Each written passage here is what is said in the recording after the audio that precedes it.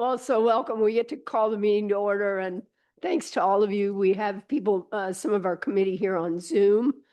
So let's get started and let's see. Sandy, would you be willing to lead us in the pledge? I had allegiance.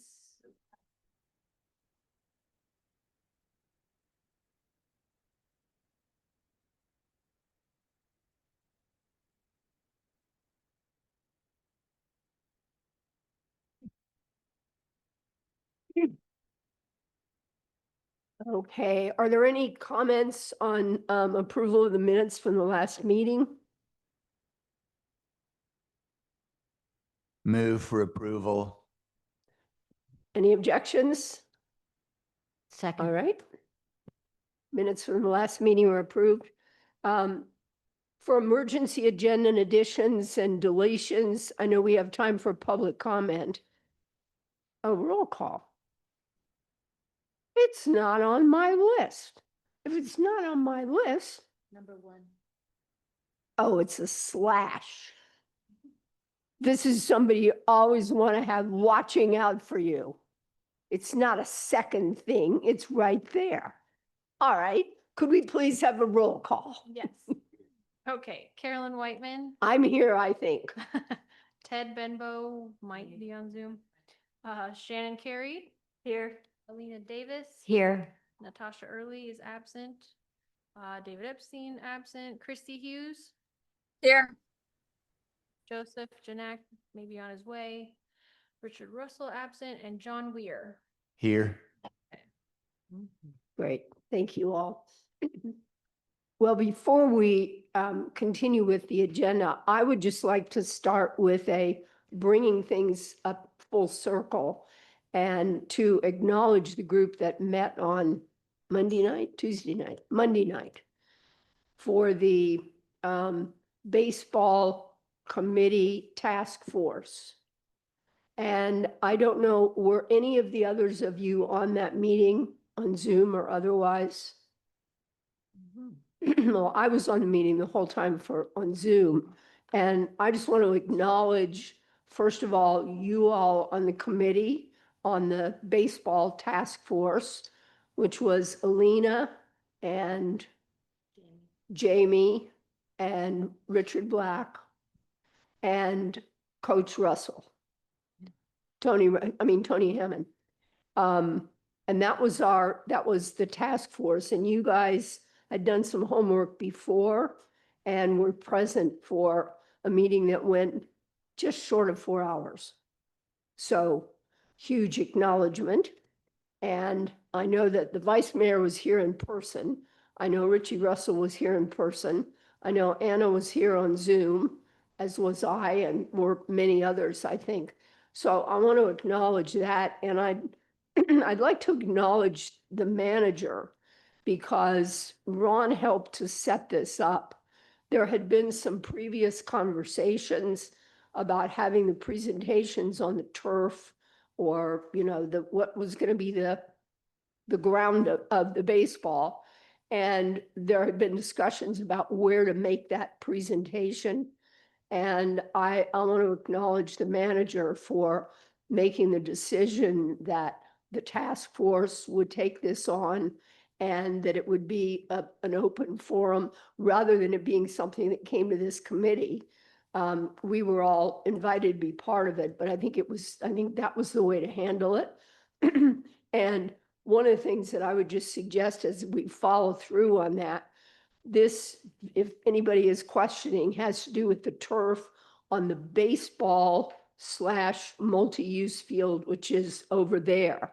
This is not the rest of the park, and that has to do with the interlocal agreement with the school board and what the choices are and all of that.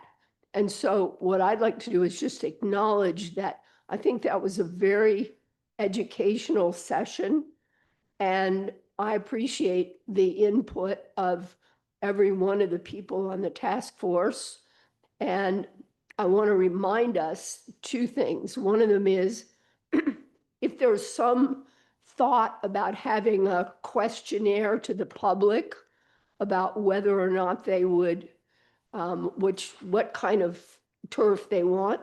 My strong suggestion is that they need to listen to that entire presentation before they make some, I'd like to have this as opposed to that, because there's a lot of new information that I think really serves us well. So it's not just a gut instinct of, I'd like to have a putting green, or I don't want that artificial stuff.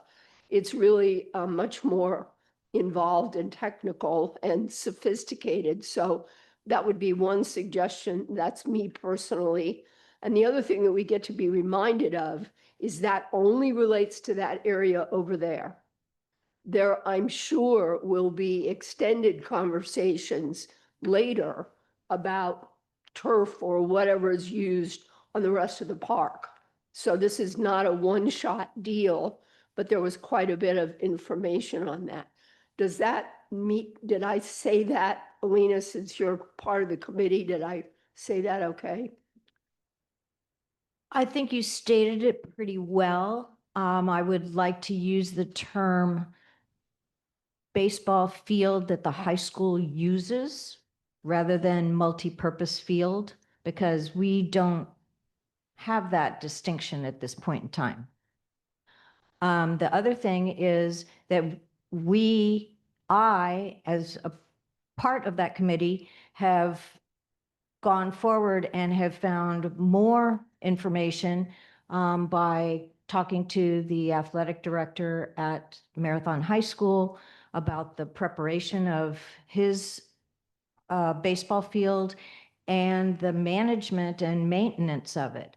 And I think that is something that we're going to have to address as part of the village, is the oversight after whatever is chosen. It has to be properly maintained. Yep. Ron, would you like to add anything to that or clarify anything of what I said? This is really not part of our agenda, but I want to lay this out so we can go on to the other topics. But I think that was an important meeting, and so. Yeah, just to clarify a couple things. It was a 5-member task force. 4 of them attended. Brian Cohn was out of town. Vice Mayor Horton attended in person. The other 4 confirmed with me during the meeting they were watching on Zoom, including Councilmember Richards is here tonight. So all 5 of them heard what was said. I thought it was good to hear. The person that was in favor of grass was recommended to me. I didn't select. I think it was through Jamie Engel, member of the task force. I don't know if Alina was involved. He was a professor from University of Florida. He did a nice presentation. It's just hard to understand him, but it's all online, by the way. And then we had a guy from AstroTurf do a presentation, which I thought was informative. And I made it real clear, we're not trying to influence the selection of a vendor. We just wanted somebody to answer questions. And so the school board is going to go through that whole process. I thought, though, that what I came away was, if it's going to be artificial turf, we now have a standard. Because he answered a lot of tough questions about temperature of the field, drainage, environmental impacts. And I now know good questions to ask, which I didn't know before. And there's a field now in Bayview Park in Key West that they did, AstroTurf did, and I'm gonna go back and look at it again this weekend in case I have more questions. I've talked to school board members after the Monday meeting, and I've said to them, please keep us in the loop. Our village council has the final say. So yes, you're starting the process, but they're gonna finish it, and we need to make sure that field is the best it can be. I was running a little late because I was on the phone with Cheryl Culberson, who's I think going to come over here. She went down, I think today or yesterday, to Marathon and walked the field and was, as you know, she's not shy about expressing her opinion. And she said it's a horrible field. There's a lot of issues with it. We don't want those same mistakes made at our field. And so we want that field to be the best field possible, which is one reason why I recommended removing that second building, to make sure that if we went over budget, the field's not the one thing that's going to get cut. And so they cut the building, although they only said saved $600,000. I don't understand that, but let's just say there's more money for the field. Once again, if you want to see the video, it's 3 hours and 55 minutes. So thank you again, Alina, for sitting through it, and Ed and Sandy and Jerry, and Anna. Yeah, we all sat through almost 4 hours, but I thought, and Ed will tell you, we didn't cut off anybody. You want to talk, you got to talk. Nobody can complain. They didn't have a chance for input. If you go to the agendas and meetings tab and go on the October 20th meeting, on the left side, we have all the meeting files, all the materials showed were there. We have the videos under the meeting media. So the video of the entire meeting, if you missed it or you want to go back and, I watched it again today because I missed some parts of it. Because I wanted to make sure I got some of the remarks of Jamie and Alina, for example. They made some good comments about the documents, for example, and made some suggestions. I'm trying to incorporate that into what we're doing. So I think that we have a good basis to go forward. In answer to the question about the survey, there was a request by three of the task force members, and I've asked them for input, but I've said any questions I have to take to council. I've been told no more surveys without majority council vote, or at least approval. And so having said that, I'm still awaiting any survey questions. We do have the Mayor Mahoney survey that's still relevant. A lot of the questions I think would be asked were already asked. And I read all the comments. I went back and read all 241 respondents that were, and all their comments. And so I have a better idea what the public wants, but we're still welcoming public input. I don't want to say we're cutting anything off, but we need to, if you have questions, please submit them to me as soon as possible because we want to move forward on this thing. And I'll answer any questions you have. Great. Any questions from this group? Thanks very much, Ron. Acknowledgements to us. Yes. You had been sidetracked by the roll call question. Are you still taking additions to the agenda? Yes, I hijacked this because I wanted to get this out first. So yes. If So there are any anything other, else I can bring up during new business? yes, Okay, thank Yeah. you. absolutely. Absolutely. So is that all comfortable for everyone? I wanted to cover this because if our group on this topic invested nearly 4 hours, I think it's appropriate to have people brought up to speed. If you missed it, you are available. I mean, it is available to be reviewed. And it is very active part of the discussion as to what kind of surface will be not only on that field, regardless of what it's called, baseball / or whatever, but also any other future conversations, including perhaps what we're going to do tonight on the presentation about the playground. So, oh, Christy, thank you. Christy has her hand up. It's been a. Yeah, that was. Sorry, that was me before when I was on the call trying to speak, but I wanted to let you know I was here. Never mind. Thank you. Thank you. Okay, so if we have some emergency additions, did you have something else you would like to include, sir? Yes, at some point, whatever point you deem appropriate, I'd like to ask three things. One may be just a short discussion. I'd like to make some brief inquiries about the old church property that the village has purchased.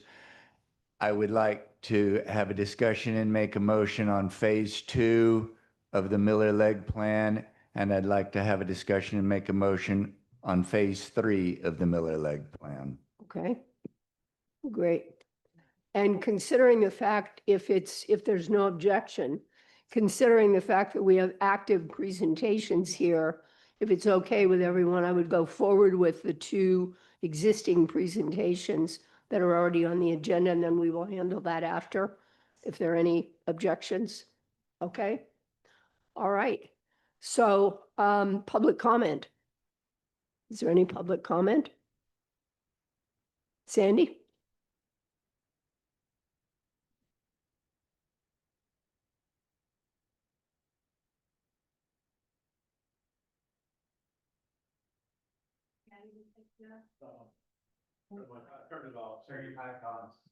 That big. Okay, There you go. sorry. Sorry, Sandy Basiglia, Islamorada. I just have a couple comments. I know when this is not on your agenda today, but you all have a lot of influence and knowledge about what's going to happen with Founder's Park, ball field and so forth. So I did attend the marathon meeting last night. It was very informative. A couple of things I just wanted to bring up. Was that a school board meeting? No, Sandy? a meeting the other night about the about the grass versus turf. Monday. Oh, you did. I'm sorry, you said, I said- you said marathon. I meant marathon meeting 4.5. I got marathon, not the location. Sorry. Got it. Okay. And I guess Ron and I haven't recovered because we're both wearing green, so we're like obsessed.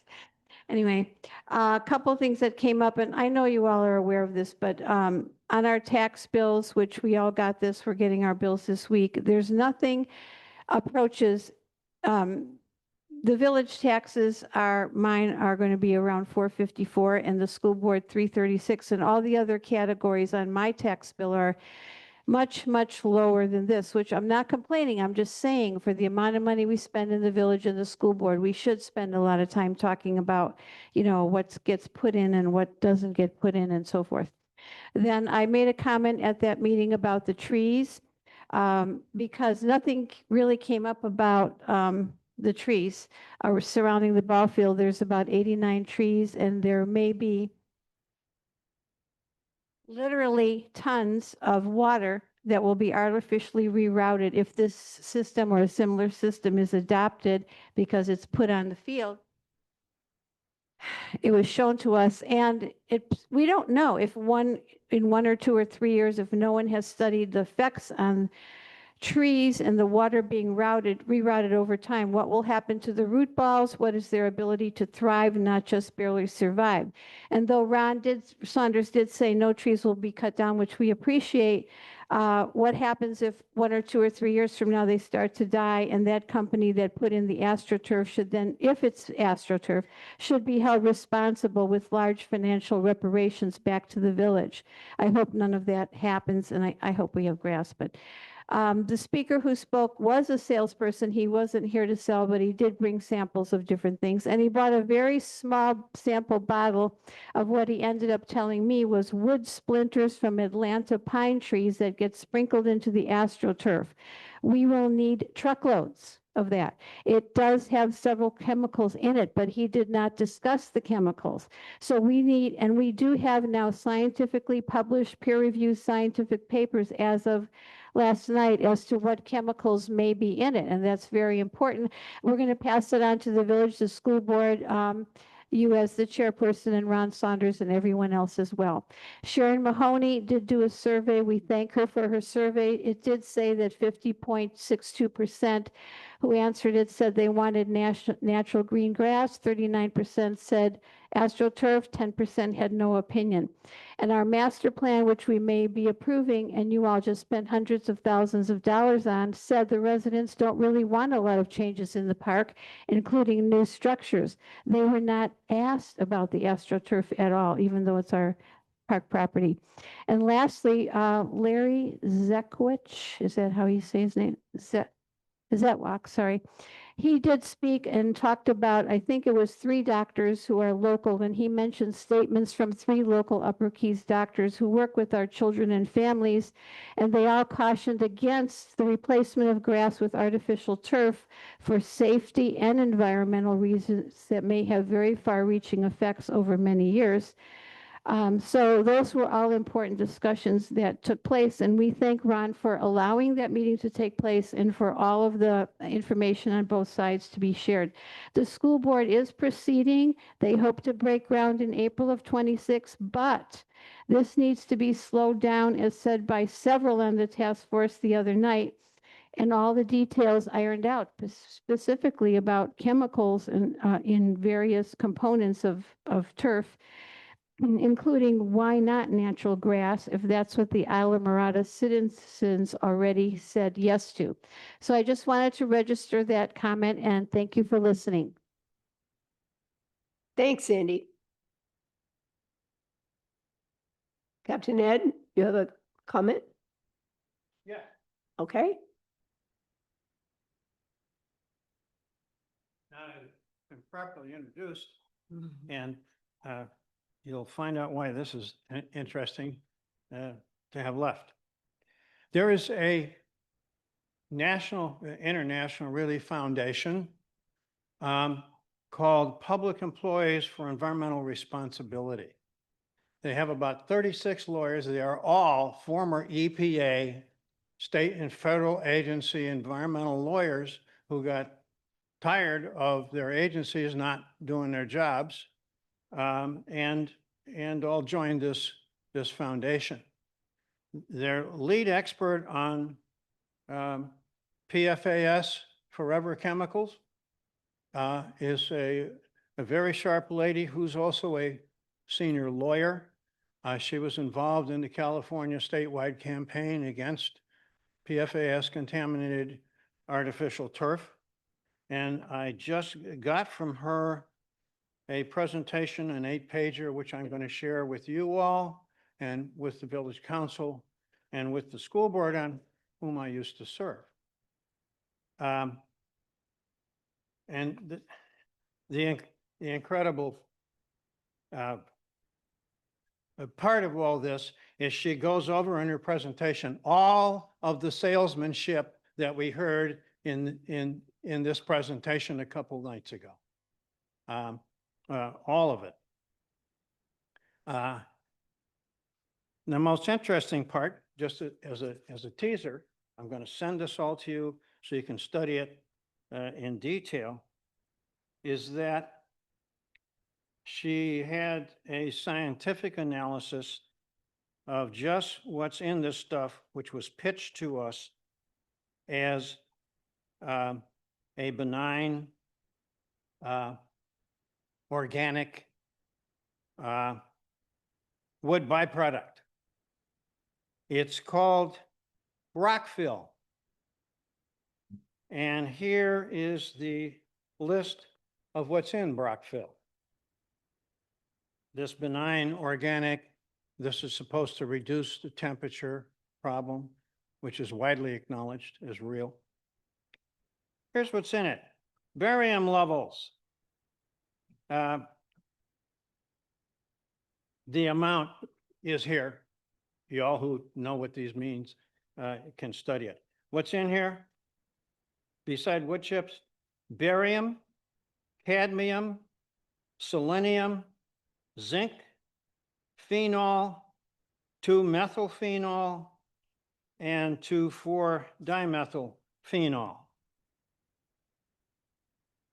I need to wash my hand. Lots of information like that. And again, all of the peer-reviewed studies are cited in the footnotes here, and y'all can look those up. I'm just going to read you the paragraph headings. To date, there are per- and polyfluoroalkyl substances, PFAS, in all brands of artificial turf tested by NGOs. Even minute amounts of PFAS are dangerous. The EPA study, EPA set the limit at 4 parts per trillion. That's pretty nasty stuff. That's dangerous in chemicals that small. I'm also going to give you a copy of the Key West Citizen article that reported the statewide test about 1.5 years ago for PFAS presence in drinking water. The Florida Keys has the highest contamination rate in the state of Florida. We have 80 parts per trillion in our water that all of our kids who use this park have in their diet. And the EPA level is 4. And we have 80, we're at 20 times. Artificial turf does not save water because you have to 30 seconds. water. We're doing 5 minutes. Okay. Okay. The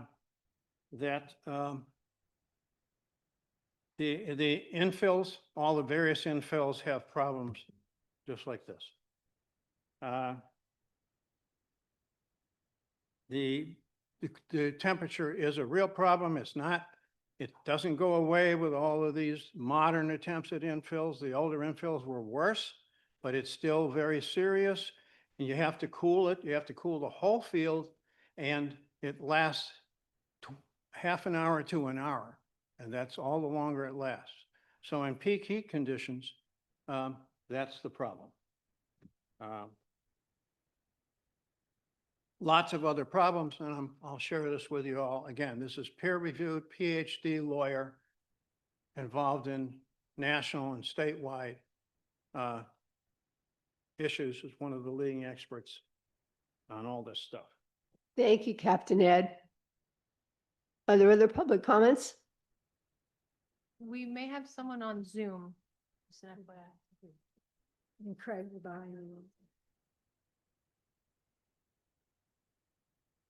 Craig McVeigh, Plantation Key, Islamorada Chamber of Commerce, soccer coach, lacrosse coach. So I came into the meeting a little late here. I didn't know this was going on today. I got my practice going on, my soccer practice started about 10 minutes ago. So I'm actually here. I want to talk about a couple different things. So I apologize if I'm kind of out of turn, but I want to talk about fees briefly as well as the turf, if that's okay with you everybody. got your 3 minutes, go for it. Okay, so first off, talking about turf, you know, like I said, I'm a soccer coach, I'm a lacrosse coach. I spend a lot of time on the field here. I spent some time on the baseball field as well. I've also traveled a lot for sports. I know whenever I show up somewhere and they have turf and not grass, I'm always happy because I know we're gonna have a good field to play on. Our field out here, whatever, the AstroTurf stuff. I know our field out here, we do our best, but it's a rough field. It's really hard to play on. We can't keep it up. We know how hard it is. It gets so much use. So I know whenever we show up in Key West or in Weston or whatever to play, and especially in lacrosse, and we have AstroTurf to play on, it's always a good thing. So we know we're going to have a really good, even field to play on. From what I understand, the injury difference isn't there. I know you probably look at different reports here and there, and that's way beyond my pay grade. But I think as far as actually playing on these things, it's great. I would love to see AstroTurf out here so we could have a nice, even field to play on. Now fees, I'm going to put on my Chamber of Commerce hat here. Now, when we're talking about, I know, again, I kind of came a little late to the game. I got a phone call from Judy earlier, kind of bringing me in. I guess you guys are talking about raising entrance fees up. We haven't gotten there. Okay. We haven't had that discussion yet. Do you mind if I just speak? 'Cause I got to get to my No, practice. you got your time for your, Okay. So I know as those fees comes up, I understand that the rental fees for not-for-profits for events may possibly come up. I just want everybody to be aware how difficult it is for not-for-profits to run their events here. Costs everywhere are coming up, whether it's the garbage disposal, law enforcement, the fire, EMS, everything is coming up. If there's anything you could do to try to help the not-for-profits for those events to keep those costs at a minimum. I know the park still needs to make the money and I understand that, but try to keep the not-for-profits, in mind when it comes to that section. Everybody's getting pinched right now. I don't need to go into kind of what's going on with the cost. Everybody knows. So if there's anything you could do to try to think of the not-for-profits, I don't know how many different days a year, you guys have the full rentals like that. But if there's anything you can do to kind of help them out, I would appreciate it. That's it. I'm going to get back to my practice. thanks very much. Yes. Thank you. Yes, sir. Did Judy indicate, did she speak to you before or after she spoke to me? And do the comments that you just shared replace my need to share her comments? I think she spoke to me after she spoke to you. So, Okay. yeah, so I think I'd be in replace of, unless you have anything else to add on No, behalf I of was her. going to say the same thing, Okay. but I was going to share her same comments that you did Okay. further on down in the meeting. So So thank if- you yeah. for having fulfilled that. Yeah. So, all right. Great. Thank you very much. Thanks, Greg. Back to the field. The kids need you. Thank you. Okay, Cheryl. Cheryl Culberson, Plantation Key. I'm also on the LPA. I had the opportunity yesterday to ride down to Marathon with Alina Davis and go through the fields down there. I'm going to dispute with what Mr. McVeigh said. The fact that he likes some of those fields that might have artificial turf, and the term turf actually refers to grass. The term artificial turf applies to just that. Turf in and of itself is a term of art, which applies to ground covering. So let's use it properly. Artificial turf is being pushed hard by a lot of people. Problem is, with anything else, just like this baseball field out here, which was supposedly prepared by the school board in 2002, it was never prepared. It was never leveled. Drainage was never put in, never anything was done. Nothing that I've seen with the school board, including what I saw yesterday at Marathon High School, indicates to me that that the school board does a good job of preparing anything. In fact, they tend to cut their budgets when it comes to preparation. They hang on to the pretty stuff. The baseball field in Marathon, we noticed as we walked towards, we had to walk uphill to get to the pitcher's mound and then to get out to second base. Second base, as you well know, aligned straight with center field. You look from the left, it kind of sloped towards the center field, but as we look to the right, down the right baseline, it dropped off almost 20 inches. And it dropped off further when you got outside the actual physical base, not just the foul ball line, but the actual line of the field. And it dropped off almost 2.5 feet. So when you look at it closely, you realize, and we found out that the drainage has never been proper and that they had not prepped the field done here. This field was never prepped properly. And if he wants to talk about caring for the grass over here, we have to go back in and do preparation properly. I will never, ever, ever agree to anything that involves synthetic turf on anything other than when you get off the skis lift to stop you from slipping off the side of the mountain in the snow. It is hot. It is miserable. You've been shown that despite Tony's favorite slideshow he presented the other day. If you noticed, he cast a long shadow. So late in the day or early in the day, you don't cast a long shadow at noon. You have to take into concern the heat that this generates. It is not good, and there are multiple, despite what you were saying, there are multiple reports by most of the orthopedic associations not recommending for children and adults to play on certain turfs. And I've been around AstroTurf a long time. Yes, they've done a lot of interesting things, but I don't want it on any of our public property. Stick with grass. And yes, you have to maintain it, but like anything else, you have to prep it first and then maintain, and there's a long-term care for anything, and there's nothing easy about artificial turf. It's just different. I would ask you to keep that in mind, but most importantly, I would ask you to keep in mind that whatever you plan, as far as working with anybody, you have to prepare the surfaces properly or nothing's going to last. Thanks, Cheryl.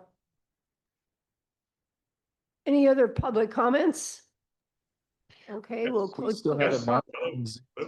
Oh, someone on Zoom, I'm sorry. Yes. Yeah. Yes, hi, I'm Mark Mancini, several properties on Upper Matacumbe. When I first heard about this, based upon my basic knowledge of artificial turf and grass, I thought artificial turf would be a good move. But I did some research on my own because I heard the objections for it from the salesperson from the artificial turf company, and it just seemed very salesy to me. Spending my whole life in sales, I kind of know what sales objection responses sound like.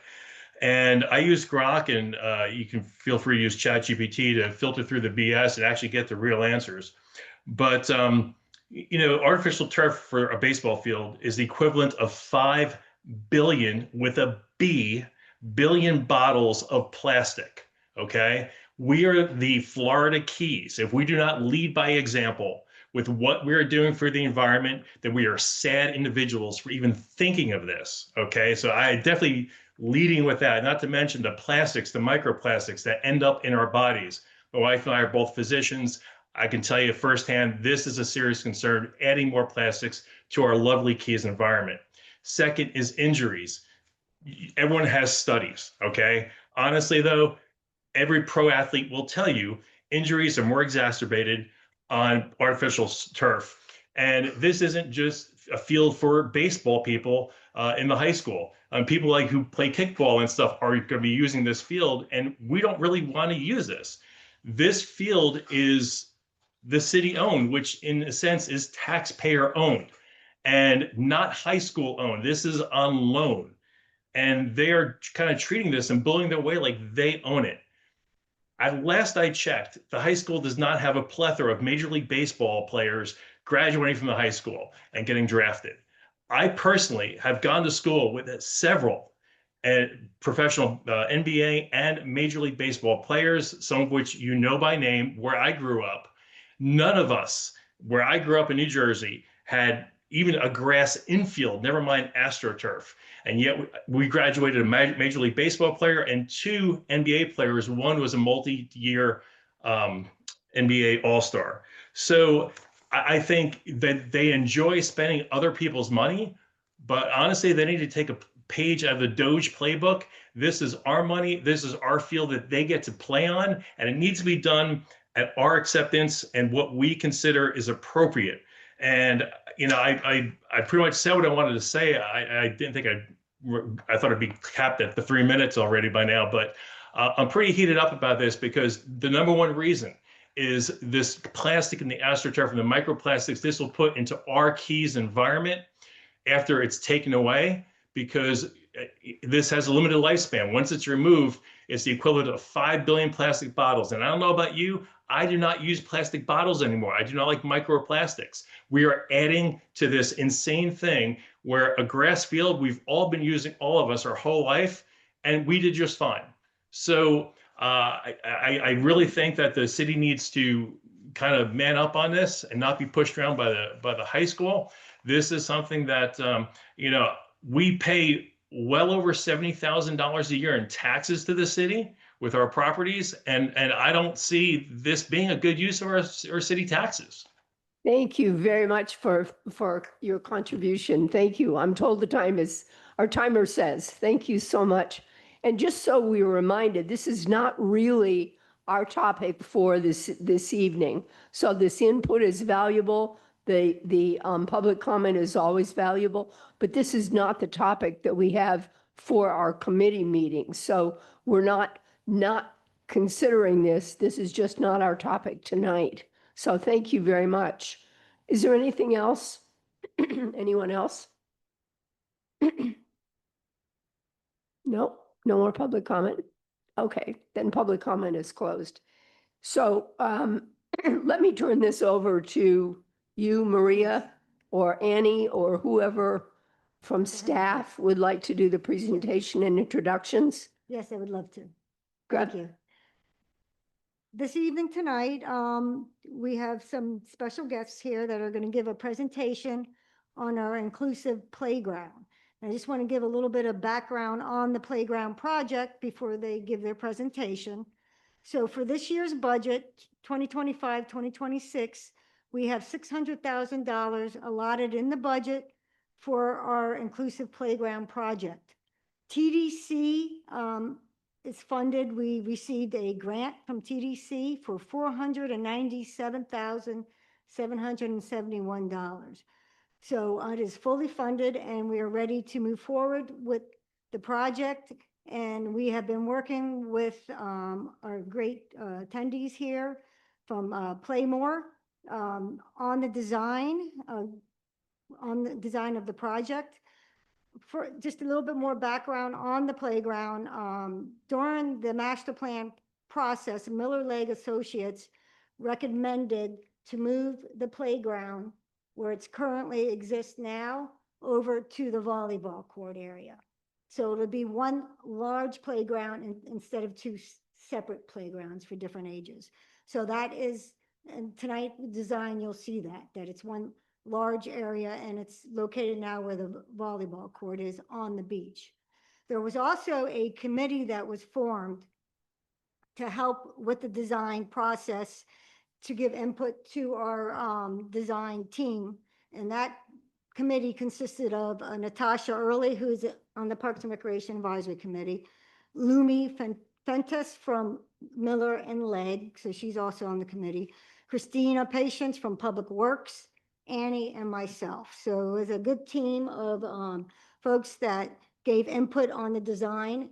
And this is, I would say, close to the final design if the committee likes it and likes the elements, and we can move forward. But again, just want to introduce our guests here. It's Will Farrell from Playmore Recreation Products. He is our project manager. I think he is going to start the presentation. And then also we have Caleb Smith.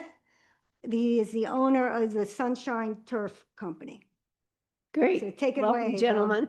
Thank you, everyone. So hi, my name is Will Farrell, and I am the project manager, sales rep, but I also am the designer. So I'm pretty much do everything from start to finish on this project. I'll be the point contact. Oh, that way. Perfect. Yep. So a little bit of background about me is originally I started out as a designer for Playmore about 4 years ago, and I went into it kind of just to help the owners out. They needed somebody that knew how to use AutoCAD. I knew that I would eventually want to move into the project management side. And then, yep, that's me. This is my family. And then that is actually during the Library Beach playground build. So on the right side. So a little bit about Playmore is they've been around since the year 2000. They're a family-owned company. They do about 100 over 100 projects a year. They're a certified building contractor, so we pull our own permits. Everything is licensed. We have project managers throughout the whole state, and then we have an in-house design staff that also assists in whenever we do get that backlog, and we are able to align ourselves with some pretty great manufacturers. So the manufacturers that I was able to put on this playground was Berliner and Playworld. Berliner is a company that they have a manufacturing facility in Greenville, South Carolina, as well as Berlin, Germany. They've been around, they just hit their 160-year mark this year. They originally started out providing elevator cables, making the steel cables, and they still use the same machines to twine their rope now. And the rope in the industry is kind of Playworld used to buy their rope from Berliner as well as other playground manufacturers, but then they got into the playground business as well.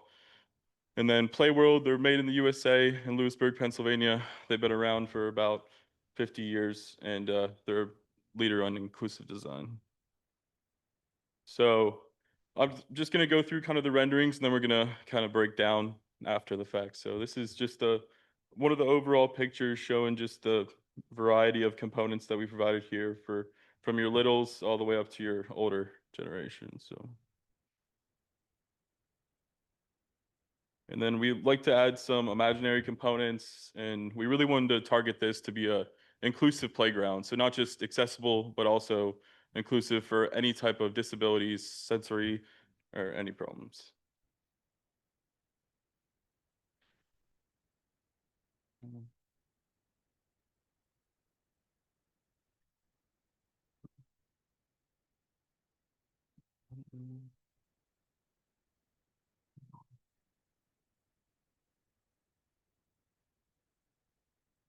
So from there, I'm just going to go into the inclusivity part of how we design this.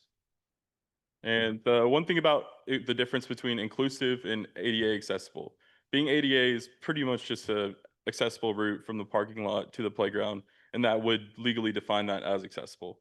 But from here, that's what we're going to be doing. We're going to be placing it where the old volleyball courts are, and then having a direct route from a parking spot, a wheelchair parking spot. And this is just kind of to show there's a little misconception sometimes to say like the wheelchair bound children are unable to use rope play. And we do have one of these components, a hammock, and not sure if the video.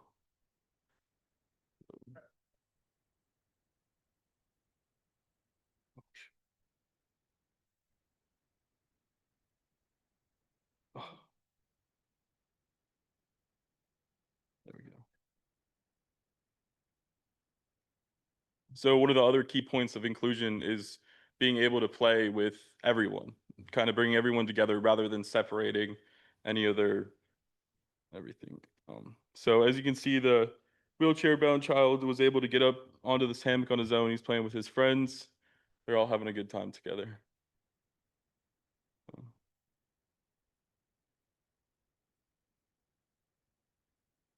All right. So another key point for inclusion is the physical and benefits. So we have our proprioceptive senses, which is the physical development, risk awareness, and risk perception. So that's been a very big point in the playground industry recently. Is just they found a study that correlates driver's licenses and playgrounds being too safe, because essentially playgrounds are where we go to take our first risk.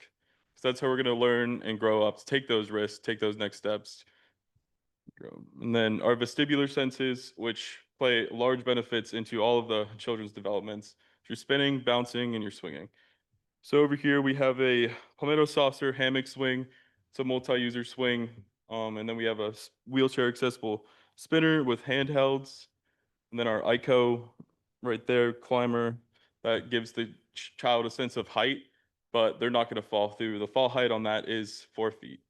So even if they're at the max height at 8 feet, the fall height is 4 feet. And this is just kind of some additional examples to show vestibular play, proprioceptive play. And then just to show the risk, like he may be only 3-4 feet off the ground, but he's using his whole body and using every different muscle. And it's your pulling and climbing and using a 3 points of access. So this is just kind of some additional items to show a complete inclusive environment. And one of the other, this is a custom tree, and we added a transfer station as well, just to allow the accessibility to get on up to the top and slide down.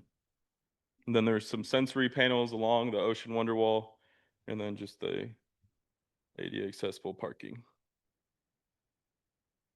So I was going to allow, so we decided to go with turf on this, just because rather than the pour in place, just due to the heat, the cost, and some other things that I found, because I do a lot of parks with pour in place rubber, and there's just some things that I've found along the way. And down here with the heat, it's best to.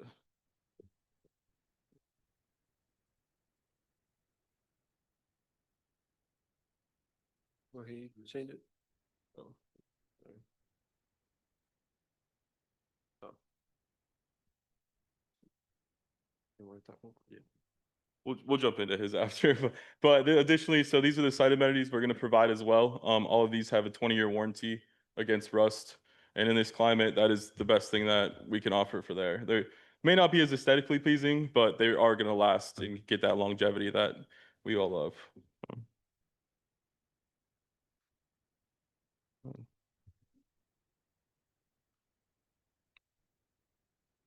So another thing that we are also going to be putting in is just using different colors and to kind of create a little bit more of an imaginary play space.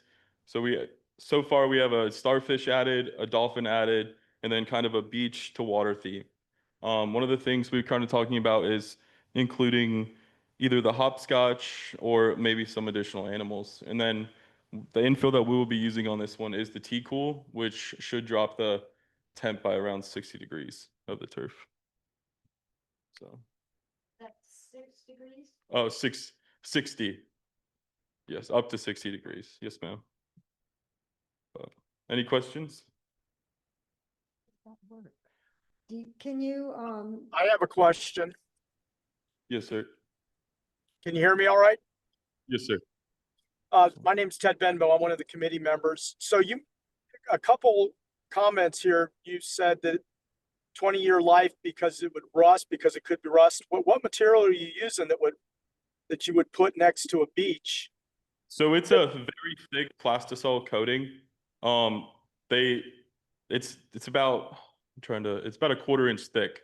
Allowing that they dip the whole entire structure, so there's no entrance for any of the salt or corrosion to start from the inside. Okay. And then my other question was, did you say that you did library beach playground equipment? Yes, sir. So I was down there 3 weeks ago with my family, and that turf that's where the swings are, you can't even walk on it. You cannot walk on it. It puts off so much heat. You can feel the heat radiating off it. Is that the same type of turf you're planning on using on this playground? No, sir. So that one, all we provided was the pour in place rubber surfacing along the playground. We'll be using a totally different playground grass over there. Well, why did you use that on library playground then? Initially, that was what was required of the bid. And what we found is just the ability to reduce the heat with the new T-Cool system, just help with the heat, and it reduces the cost by about $30,000 for the surfacing. So we chose a lesser of a product, and the result is it's pretty hot to walk on. No, sir. No. So the turf is actually less hot than the pour in place rubber. I'm saying a library beach. Oh, we weren't even involved in that turf at all. We were just the playground itself. Okay. And then I'm sorry, I'm gonna ask my last question because it was all part of this, and this is for Maria. Where are we moving the volleyball court to? the volleyball court is going to be moved where the large playground is now. Perfect. Okay. Thank Yes, you. we will have a volleyball court out there. It may, it's going to be more like a smaller volleyball court for recreational use. Okay. We do still plan on having a court out there. Okay. All right. Thank you for answering my questions.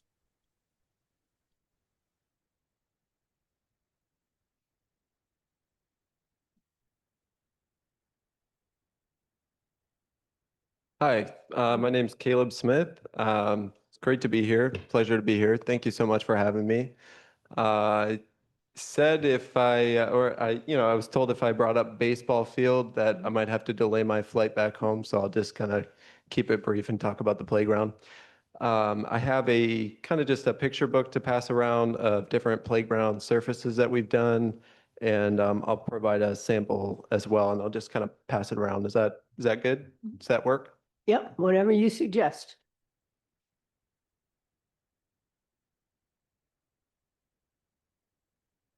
Awesome. So Sunshine Turf, we do playground surfaces. So we can provide the rubber mulch surface, the wood mulch surface, poured in place rubber surface, or the turf surface.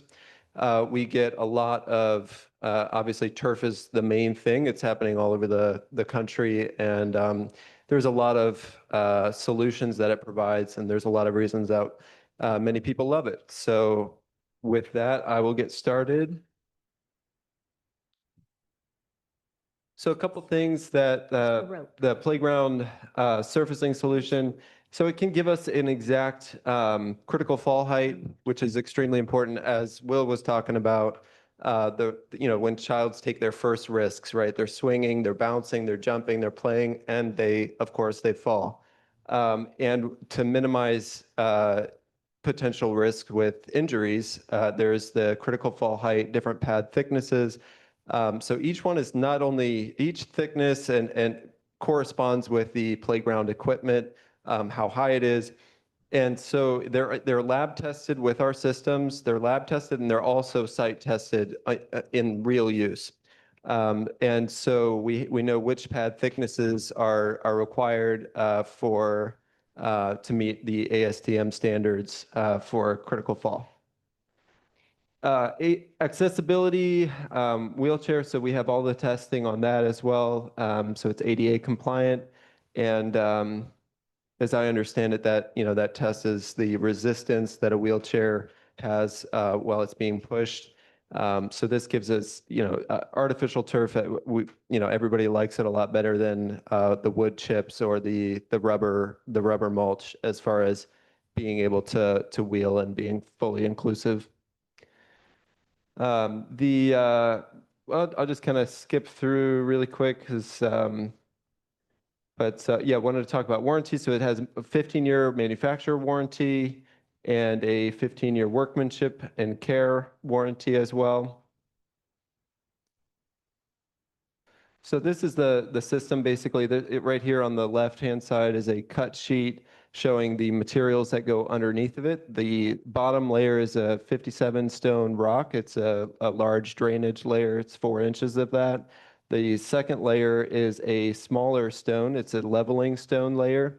It's 89 stone, and there's 2 inches of that. And then the pad thickness, of course, varying at different thicknesses, and then the artificial turf. So that's that edge detail. As far as our pad manufacturer, we are partnered with Shaw, which is the Shaw Industries, which is a large, flooring and surfacing, 60,000 employees. So we're partnered with them. They have all that testing on that to provide us. So that's good to be partnered with them. Yeah, as far as the turf designs, we work alongside the playground equipment to incorporate colors and fun themes, sharks, fish, just fun elements to enhance the play. So a couple things. So Florida-based, Sunshine Turf has 6 full-time crews performing work all over Florida. There's usually 5 installers per crew, and each crew lead has over 6 years of playground surfacing experience. We do 60 playgrounds per year on installation, so averaging about 1.15 playground installations per week. Of course, we can provide references from parks, schools, municipalities on request. And then it's great partnership with Playmore. Will, keeps everything moving. For example, he told me this meeting was going to be at 4. And just to make sure I was early and didn't miss it. So he knows how to handle crews. He knows how to make sure that the project is progressing on a timely manner. So Yeah. So I don't think I have, I'll say this because obviously I'm coming into a room and there was a lot of things said. So I'm a little bit, I could spend a long time answering a lot of different questions. I would love to do that. I will say, I'm not desperate for a sale. I make enough money to feed my family. So, I don't want to come across as salesy or anything like that, but there is a couple things that I'd like to clarify. And, I'll just, I guess, speak my piece. So hopefully that's okay. So so this is happening all over, the artificial turf is being installed all over the country, like I said, in fields, playgrounds, you name it, pet areas. It does solve a lot of real world problems. So heat is one of the questions that we get a lot of, a lot of questions about the heat. As the artificial turf industry grows and there's more technology advancements, there's a lot of people that work very hard to find solutions for the heat. And there's a couple leading solutions. And one of those is T-Cool. That seems like the best solution so far. There's also HydroChill, but both of those are cooling agents. They are more expensive. It is a higher quality product. It's about $1 per square foot more. So when you talk about a playground, say 4,500 square feet, for $4,500 is kind of the added right there. That's a lot of added benefit with the heat as well. If you're talking about a field, which we're not going to talk about, right? But if we're talking about that, then obviously that number expands. So that's kind of, on a smaller scale, it makes it more feasible to have that higher quality product, which is great. So lighter tones, another thing in playgrounds, shade sails really helps quite a bit. And then, so I guess we'll go next to flooding, drainage. So it's the backing of the turf is perforated, holes punched, averaging about every 4 inches. It drains about 118 inches per hour.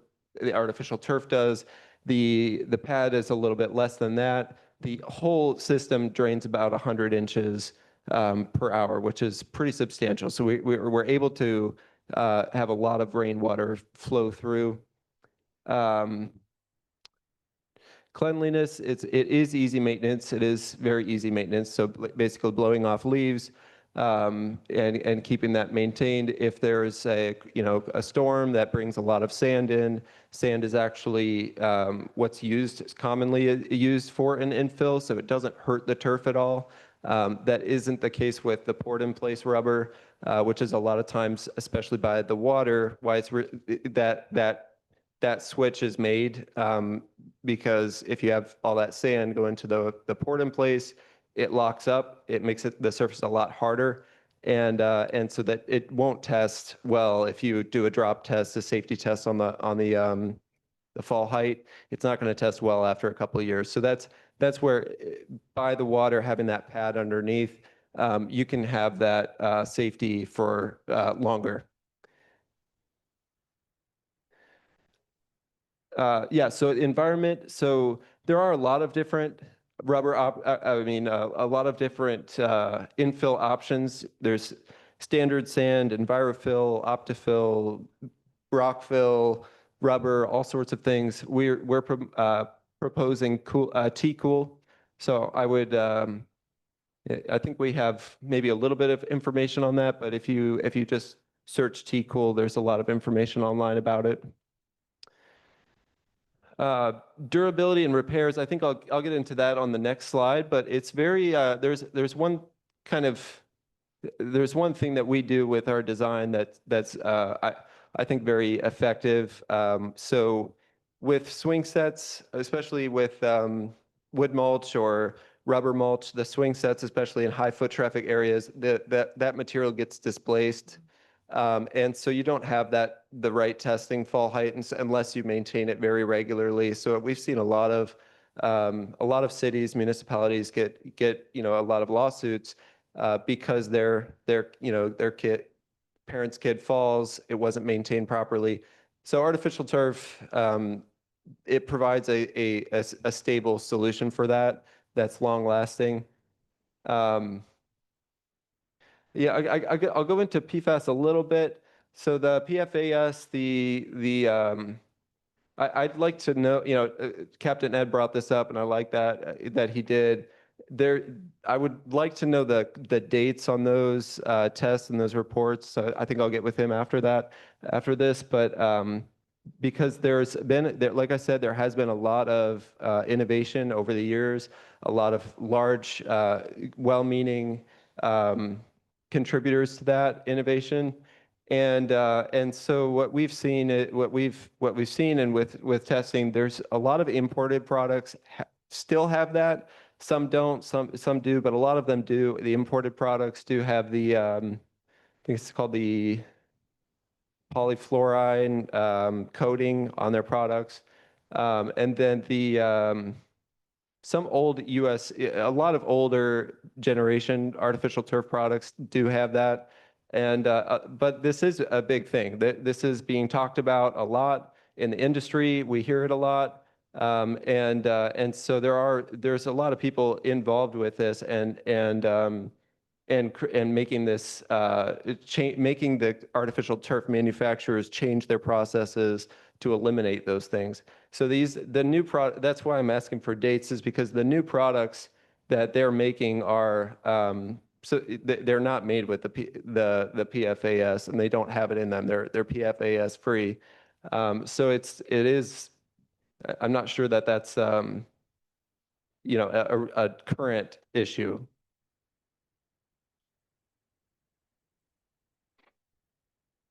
So just some of the playgrounds that we've done. Obviously, that the picture book went around. So I'd love to answer questions. Caleb, I'll ask one. Do I understand that you are the appointed prospective contractor for the project? Is that what I'm getting, or just so we understand? So what we do is the site work, everything on the ground. So we will be involved with most likely a concrete curb, leveling everything out, building the base work. And so we're a sub of Playmore under that. Yeah. So what I mean is you've been selected by Playmore. You guys are a package that when the package is accepted, you will be the contractor. I'm just trying to get clear on that. Correct. Yes. Good. Okay, Yes. thank you. Yep. I Is have a that- question. Yeah. I'm sorry. I know it's hard for me to tell who's talking and who's not, but my question is, are you familiar with the new product they put over at the dog park in that certain section over there where the tables are and everything at Founders Park? There's some artificial turf there that was put in the last year, I believe. Are you familiar with that? Is that a product you use, or did you do the work? We did not do the work, and I'm not familiar with that. No.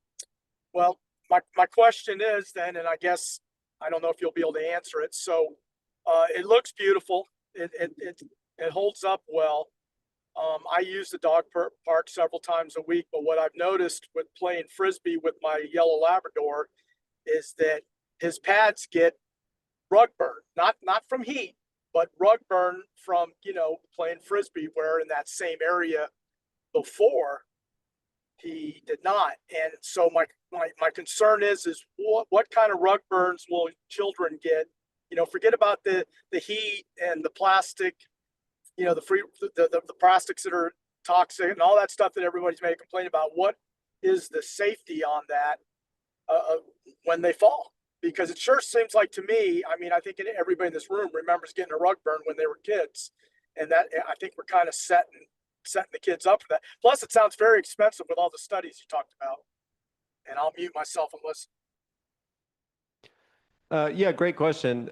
So I've been in this industry for 10 years. I can confidently say I've never heard of anybody complaining of that specific issue. So I couldn't really speak a lot to it. I know that, kids typically will wear shoes while they're playing, and, I don't, maybe the pivoting with the dogs pivoting back and forth, maybe that's part of it. Maybe it's more common with athletes, I think, because of the same kind of motion. They're running and then they're stopping, pivoting, so or falling kind of on the turf surface a lot more. So I think that's probably it, but that's just my, that's an opinion that's not backed by any data because I've not actually heard that complaint before. Well, and I think that's something that needs to be considered by this board. But thank you for your answer. Yep. Thanks, Ted. Other questions from, Mhm. yeah, So Elena? this square of grass is what we're talking about for that surface. Yes. And I believe Will said that it's 60 degrees cooler. So the T-Cool, when it's measured, the surface of T-Cool with turf is measured against the artificial turf without it.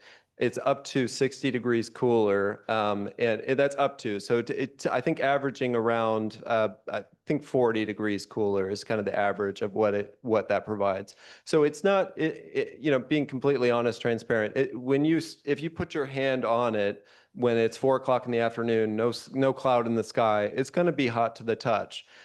It will be cooler though than something without that. So it's going to be 40 degrees cooler than the artificial turf without it. And both of those surfaces are going to be cooler than the poured in place. So in the poured in place, one interesting thing there with the heat. So poured in place rubber and artificial turf are kind of the top tier as far as price and top tier as far as quality and consistent, safe surfacing. As far as impact. So poured in place, but if you measure the heat from a heat gun from a distance, they're actually going to be similar. If you actually put your hand on both of them, they're going to feel different though. The turf is going to feel cooler and the poured in place rubber is going to feel hotter to the touch. And so so I would encourage anybody who has the opportunity to do that, because there's a lot of playgrounds out there that have turf and poured in place in the same area, so you can't actually do that in a lot of places. I would encourage you to do that because basically why that is the turf fibers, they're sticking straight up, and so they have the wind kind of all throughout, right? And it's not just one flat surface that's retaining all that heat. It kind of has. Struggling to find the right words here, but I think you probably are picking up what I'm saying. But the rubber surface is very flat, and so it's right there. As soon as you touch it, it's very, very hot. So this is kind of like laying down. that turf, yeah. That's kind of the way it No, really is. that's what the infill does. So the infill goes into the turf and helps stand the blades up. So right now, coming right off the manufacturing, it will be laying down. And then when we power broom it up, we put in the infill. That's what keeps it standing straight up. So that infill is the T-Cool. Yes. Okay. And so all these pretty colors, you dye that? No, they're yarns that are made that color. There's no, it's not dyed after the fact or anything like that. The yarn comes in and then is tufted into the backing. So it's a polyethylene blade and a urethane backing. So you probably heard Mark Mancini talk about how many plastic bottles the turf is. So this is basically the same material? No, the plastic, I'm not sure what constitutes a plastic bottle, but it is not polyethylene or urethane. So I've never heard of a water bottle being made out of those materials. But so this material is? This is polyethylene and urethane. Thank you. Mm-hmm. Other comments, questions? Anybody on the committee? What happens after 15 years? It might need resurfaced. There's a couple things you can do. I don't know if I can go back, but it's a lot less financial impact. I don't know if I can go back to one of the ones with the blue circles. He's getting it for you. Yeah, right there. That's perfect. Just like that one in the middle. So one of the things you can do with the surface is after 15 years, the higher foot traffic areas will start to get worn out, especially with swing sets, right by slides. So what you can do is you can put circle patches like that make it look intentional. Like instead of a perfect square patch that looks patched, you can actually incorporate it with a theme, put a multicolor in there, And so that's a great way to do it. That's the least cost,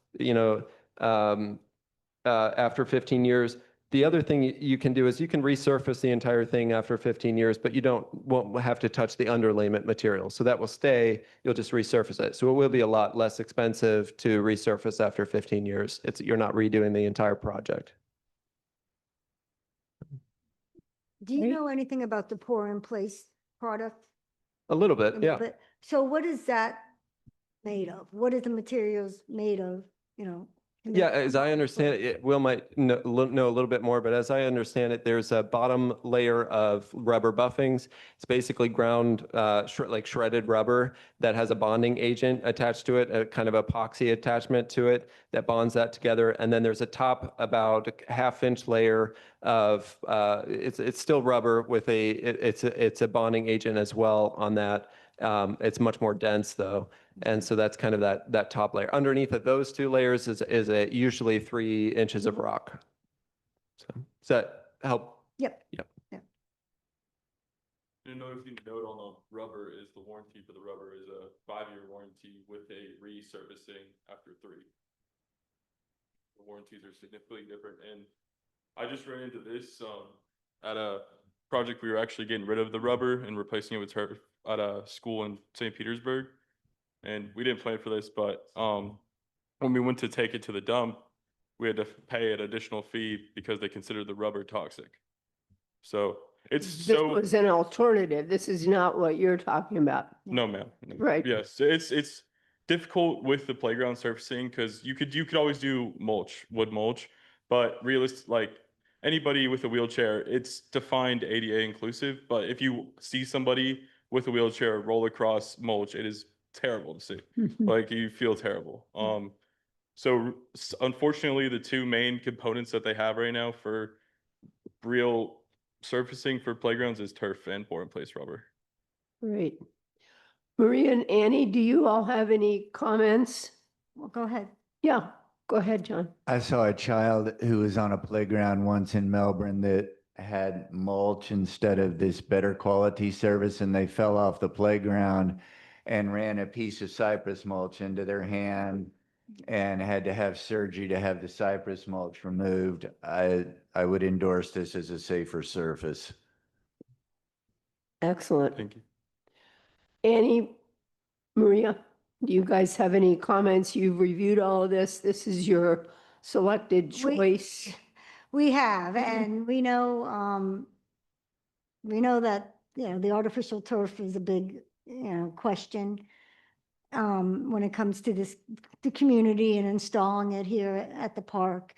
But I think for this installation, when it comes to the playground and having, basically only 2 choices, because putting sand is not an option anymore and putting, mulch is not an option. So your 2 options are, the pour-in-place and this. And I think we feel that this is the better option and the safest option. And also maintenance-wise as well. So What kind of maintenance does it require? For the overall playground or just the turf? the turf. Are you talking about? Turf mostly, yeah. Yeah, it's very easy maintenance. So basically, the main thing is blowing it off from leaves, debris, and doing that kind of regularly. If the debris from leaves kind of decomposes and is allowed to stay there over time, it can kind of decompose and create organic material. So we recommend keeping that blown off. And then the other thing that I would invest in is a power broom. It's about $700 for a good quality machine. There's cheaper options, but that's a really good high commercial use machine. And that's a rotating brush broom. What that does is that helps to groom the blades of grass and keep it standing straight up, and it also cleans out debris. So your gum and sucker sticks and stuff like that, it kind of cleans all that up. And I would recommend maybe once a quarter, a disinfectant. The product we're using has an antimicrobial agent that helps break down bacteria, but it's always a good idea to add more of a disinfectant to it. So obviously a safe one. I did not, that helps answer that question, right?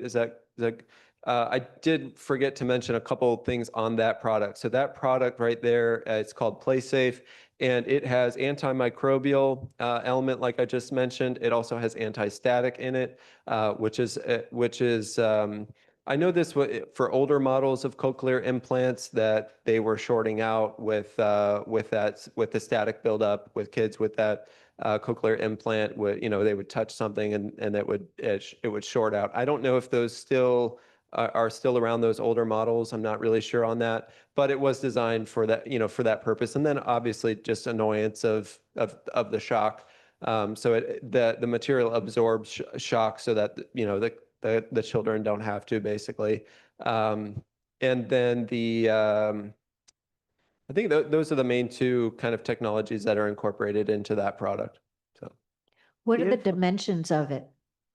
15 feet wide by however many feet long we need to order it. So they come in rolls and, No, I mean the playground. oh, that would be, do you have those? I think 4,800 square It's feet. 4,800. Yeah, I think Something like that, after the 4,800? latest, changes, it bumped up to like 54. Oh, it's even bigger? Yeah. Nice, just we like it bigger. all the play around. But that the site plan I showed kind of is an overlay of how it's gonna fit in that area as well.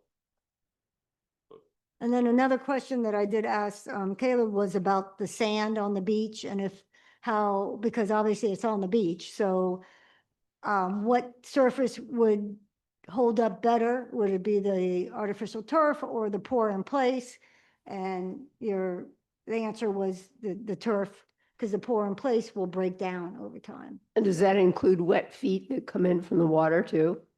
Yeah, so the sand so basically the most commonly used infill is standard sand.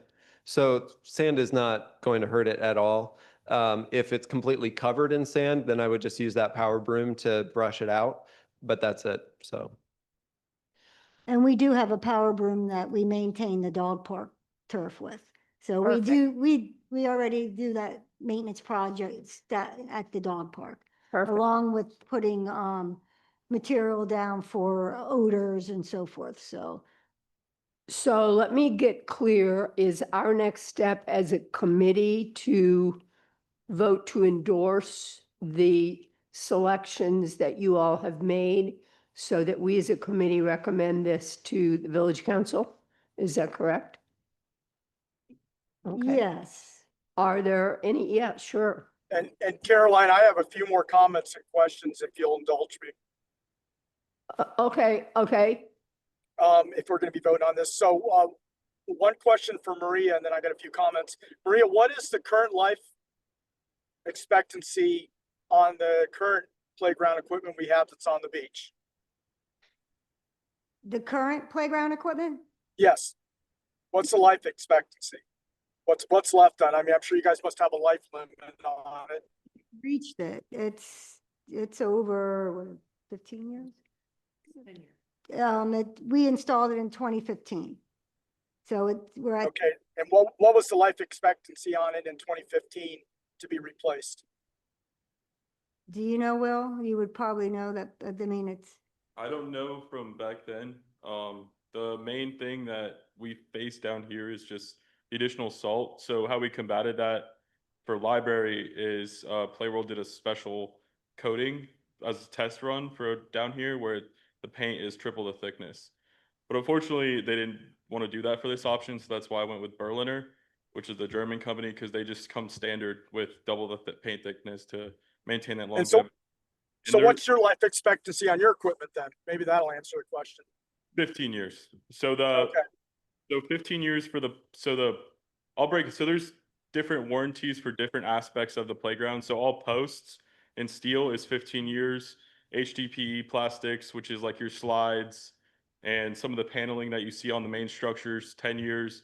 Bamboo, the 10 years. And the rope is 5 years. Okay, so it's safe to say we might have 5 years left of our current equipment. And then my other comments was what I was hearing tonight as I'm driving from state to state is I heard ADA compliant, and then I heard chemicals and plastic, chemicals and plastic. It's very hard for me to support any more plastic in the park than we're already being pushed at the baseball field. I don't think the community wants a lot of plastic. And this is really for our group and for the audience. And I will leave it at there. And if somebody wants to make a motion and call a vote, then I guess that's what we're going to do. Thanks, Ted. Well, the good thing about this is the first project that will be finished. So this is the one that sets the standard, and the ball field is still in the future, and the rest of the park is more and more in the future. So this is the first one, and it sounds like this has been chosen because the existing playground is, you said it's reached its, Oh, yes, it's reached its time.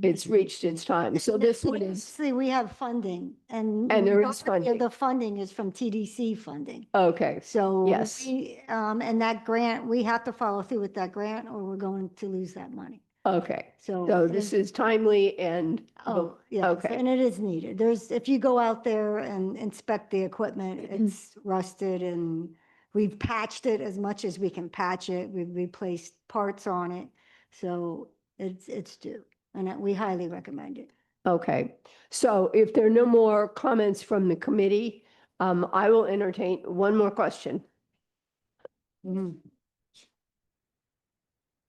of order. You're about to approve a $500,000 project with no public comment. The public had no idea what all this was about. The public has not had any of the information until now, and you're about to call for a vote. So there will be the opportunity before this is approved, because we don't approve it. We take this to the village council. There will be plenty of opportunity for the public to make that comment. This is being brought to us the first time, and it's up to us to decide, do we move this forward for the council to look at? So, thank you.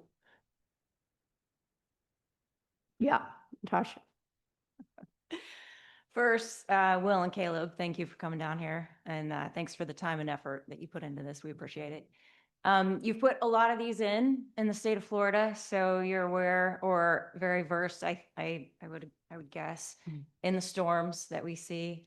Can you give us a little bit of insight as to, what you've seen, how these last 3 hurricanes or tropical storms or significant rain events, and lessons learned that you've come away from that? Yep. So the main point with playgrounds, that the best one that I can see is Hurricane Ian in Fort Myers. You know how bad that storm surge was.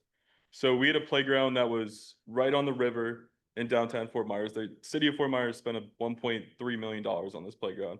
It was installed a month before it.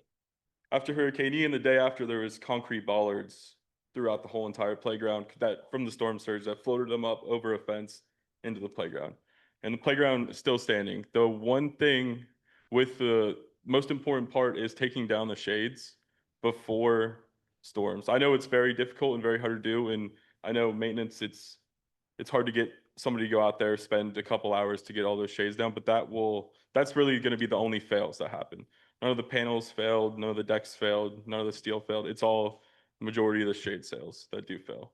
And another point is watering down the structure will increase like once a week. Just a quick spray, it will increase the longevity by 10 years. There's have you ever heard of the Lani Kai on Fort Myers Beach? It's not the best, it's like a spring break hotel, not like a nice family hotel, but they had a playground that they bought from us back in 2001, and then they just replaced it. But what they did was they just went out there, sprayed it down with water once a week, and I guess they were able to keep that longevity. So there's little things that can go really far, save like as much money as possible with that maintenance. And then what along the lines of hurricanes, what are some additional questions about things failing or? I mean, right, some of this is way out of our control, I would say Yeah, if it's made it through Hurricane Ian and a week later or a month later, it was back in place, I'd say that's a pretty good commentary. Yeah, yeah, structurally, the playgrounds are all gonna be fine. It's just the shade sails that are really the most Yeah. important. And unfortunately, they are fairly costly as well. So that's why I stress, because a lot of the projects, I just did one in Fort DeSoto up in the St. Pete. So this playground got 6 foot of storm surge last year from Milton, and everything was fine except for the shade sails. So, Great, thank you. and then with the shade sails, we will provide you a bit that makes it easy to take the shades down. They're just with a clamping system, so they'll be easy to take off, and the maintenance guys take off. So, Thank you. So, yes, John? I move that the committee endorse to the village council to proceed with this project. Thank you. Is there a That's the second? question. You have a question? One last question. Yes. Thank you. So what I'm hearing is that in order to make this ADA compliant, there are only two choices. so essentially, mulch is legally ADA compliant, but I mean, it's just a part of. I don't. It just is difficult to see a wheelchair, but that is an option. But besides that, the only two options are the bonded pour in place rubber and the artificial turf. Unfortunately, right now. Okay, thank you. Thank you. Is there a second? All right, motion seconded. Can we have a real call from the committee, please? All right, Carolyn, Yes. Ted, No, not the way the current motion is set. okay, Shannon, Yes. Alina, No, because of the plastic, I understand that this is possibly the only choice, but just in my heart, I need to vote no because of the plastic. Okay, thanks. Who else? okay, Christy, I Christie? vote yes to move this on to the council for their consideration. okay, Okay, Joe, Yes, because real world, guys even said, you're looking at a lump totally different from the baseball field, in my opinion. This playground is being used 365 days a year, probably all day long, 365 days a year. It's just common sense that we need some type of a surface that's gonna last that or take that kind of a beating. And this surface, I believe, does. On the other hand, I'm gonna not comment on the baseball. okay, well, let's take one issue at a time. Yes. Thank you. Okay, one issue at a time. Together, just because I'm approving this doesn't mean I'm gonna. This is one issue at a time. So our vote is then? well, John, but I assume he's, Yes. okay. So it is, we are 5-2. 5-2, there was okay, Of course, yeah. so, And Caroline, Ron can weigh in on this, but I think we're supposed to have a motion, a second, and then discussion before we vote. well, And we didn't do it that way. I apologize if I've done it out of order. We've had a ton of discussion from the committee Well, I and, had one more comment I wanted to make, but I guess it's too late now because we already voted. I would have Well, liked to have had some discussion. okay, so let's remind us that what we are doing is we are first of all acknowledging the work that has been done by staff. They have spent a lot of time previewing and going through all of this. So they are bringing to us their best choices and they're bringing to us the vendors that they have selected. So for those people who don't feel they've gotten enough details, they've done a lot of this homework. And then what we get to remember is we've simply been brought this as an advisory committee. It will be our opportunity to present this to the village council, which will be the ones who will make the final decision. Well, I understand that, but we still got to follow the Roberts rules. And I had a point I wanted to make because I do have a little bit of insight on plastic. But I'm just saying we've already voted, the vote passed, but from and now on, can we please have a motion, a second, and then have a little bit of discussion between the board? And if we've missed that, Ted, what I would suggest is that that come to the village council because we still have a complete opportunity for total open discussion about this before the village council. And this Okay. the funding has already been committed and we do have a timeline on when this project must be completed, as I understand it. So if I've misspoken anything, then Well, I, and I'm all for having the new playground. okay. I'm not for plastic. Okay, so let's take that as the final vote.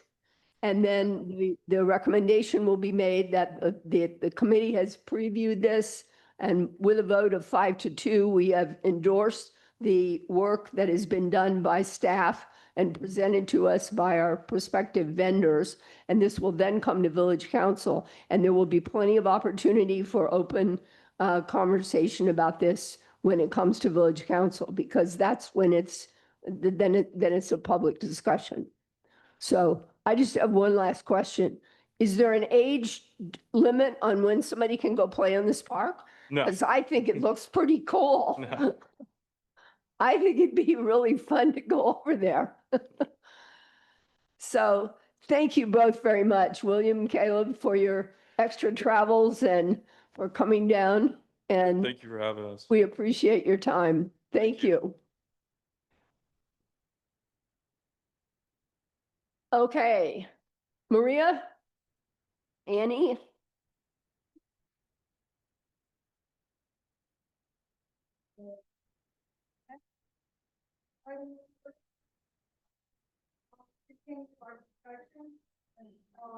You gotta have your mic on, Sorry. Maria. Okay. The next item of order is our discussion on the park fees. And Annie is going to summarize what we talked about at our last meeting and kind of just review that and make sure that we're all on the same page about those fees. And then I will take over the discussion on the special events. Okay, great. Okay. Okay. All right, so we'll be providing a recap on the recommended changes that were supported by the committee at our last meeting. So we'll just kind of quickly go through what we felt we would like to take to council at the December meeting, December 9th, and then for those fees to be in effect January 1st. So that included our park admission policies, our contractual service agreements, daily admissions, memberships, park facility rentals, our pool team rentals, and other new fees. And then later in this meeting, we will hold the discussion about our special events policy and fees. So we will determine what would be, based on those discussions, what would be appropriate to take to council and when. Okay, so as a reminder, we supported continuing offering free access to the park for all Islamorada residents and their guests staying at their residence. Of course, pool entry fees apply, and of course, resident rates for the membership options. All other non-resident visitors will pay the park entrance fee and pool entrance fee. So this would be to include any guests of Islamorada Resort, hotel, motel, or rental home. We will continue our elevated prices for holiday weekends, including Easter, Memorial Day, July 4th, and Labor Day. Continue elevated prices for the summer weekends. That was for Memorial Day through Labor Day. And then, of course, our non-resident rates for memberships options will still continue. We did update with we did have support for a new daily rate option for Monroe County residents. We supported the membership fee increase in some areas up to 30%. Continue our military full discount, including reserves. We did have that conversation last time. And then, of course, our contractual revenue share, maintaining that at the current 90% allocated to the instructor, and then the 10% allocated to the village, which was approved by village manager. And so those contracts have already been executed. So the contractors are very thankful for your support. So, Okay, and so this is just the updated view of the rate sheet. So showing those updates, the new Monroe County resident rate would include $3 for youth or senior per day, and the adults $5. And then all other non-resident visitors would pay $7 for youth or senior, $10 for adults, maintaining our holiday fees, updating the pool fee, and all of the other membership fees that we had settled on last time, at last meeting. Okay, and then recap on the facility rentals, facility rental fees. And really, these are all of the fees that you supported, and just removing the, this is really only for village residents, only available and reservable by village residents. So we remove that. And then of course our our basketball, volleyball, pickleball, tennis, multi-use fields, softball, baseball, and driving cage are available for the youth sports organizations. Outside of that, first come, first served at no charge. So continuing that. And then the private party use would be a new fee, only available for village residents and only for the basketball, volleyball, and field use. The other facilities, it's just too much of an impact to reserve those out for private parties. Continued community center use as is available for community meetings and village-sponsored programs, and reservable for youth organizations, government agencies, all of that. So that would stay the same. And again, no charge for that use. I have a quick question about the first sentence. Sure. It says does not allow any commercial use of village-owned parks and beaches unless outlined. I thought that we didn't do any commercial use, that it was just for nonprofits. That's correct. It's just showing unless like you're a contractor and we went out to bid and we have a contract, like our contract instructors. Oh, okay. So that's really what that Okay. means. Or, working with the ball field, having a licensing agreement. Not that that's a commercial entity either, so that's a bad example. But Okay. that was the purpose All of right. the statement. Thank you. Mm-hmm. Our pool facility rentals, not many changes here. Updating a new field trip fee, so $5 per person. Our pool team rentals, increasing those. And then a new fee, a seasonal team fee for the high school use of the pool. Currently, they use the facilities at no charge. We did a little bit of research between our last meeting. We did not have this available, but we did learn other facilities they range from $10 to $25 per lane per hour. And then some just charge a flat seasonal fee, and that range was $1,500 to $3,000. And so looking at how our high school uses the pool facility, they're here for about 10 weeks.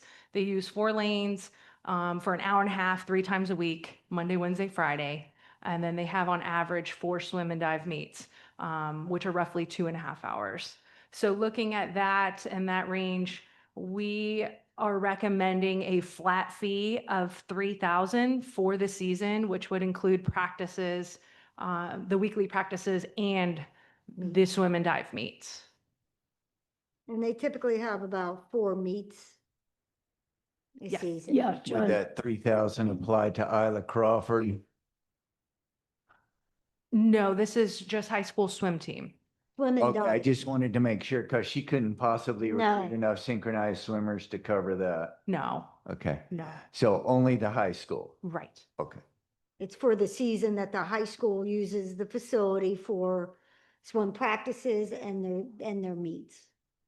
And that is something that will go to the school board to approve, or to the high school academics to approve. This is a recommendation that we are recommending that we do start charging a fee to the high school. These fees will obviously go to council and the village council. And there may be some discussion at that time, but Like you say, Maria, this is yeah. like standard practice. Yeah, this is- at yeah. Other high are schools. we going directly are we getting the school board's approval? That's not, I'm sure there'll be discussions about. No, but I mean, but that's who would pay it, is it would come it'll through be the school board. Yeah, yes. yeah. got it. However, they come with the Right. funds. I'm not sure Right. how they do. Okay, So, being a parent of a high school athlete, we parents pay for everything. So the school doesn't fund anything. And I can't speak for football or baseball, but speaking for tennis and cross country and soccer, it comes from us. Okay. So that $3,000 will come from the athletes and the families. And I don't know what that is divided up, nor do I know what the, the use and what that does and, as far as the upkeep and where that goes. So I don't know any of that. I would just say from a parent perspective, that's coming from the Okay. kids. So it's just a fundraising. yeah.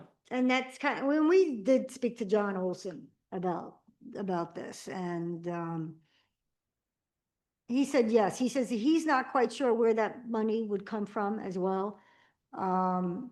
He said that typically sometimes they may have to do fundraising for it. But he says it's standard, a lot of high schools do pay. But again, there's a range, so if you're thinking that range is too high, that's on the higher end, the 3,000. If you think it should be less, then. What make should it- Marathon and Key West do?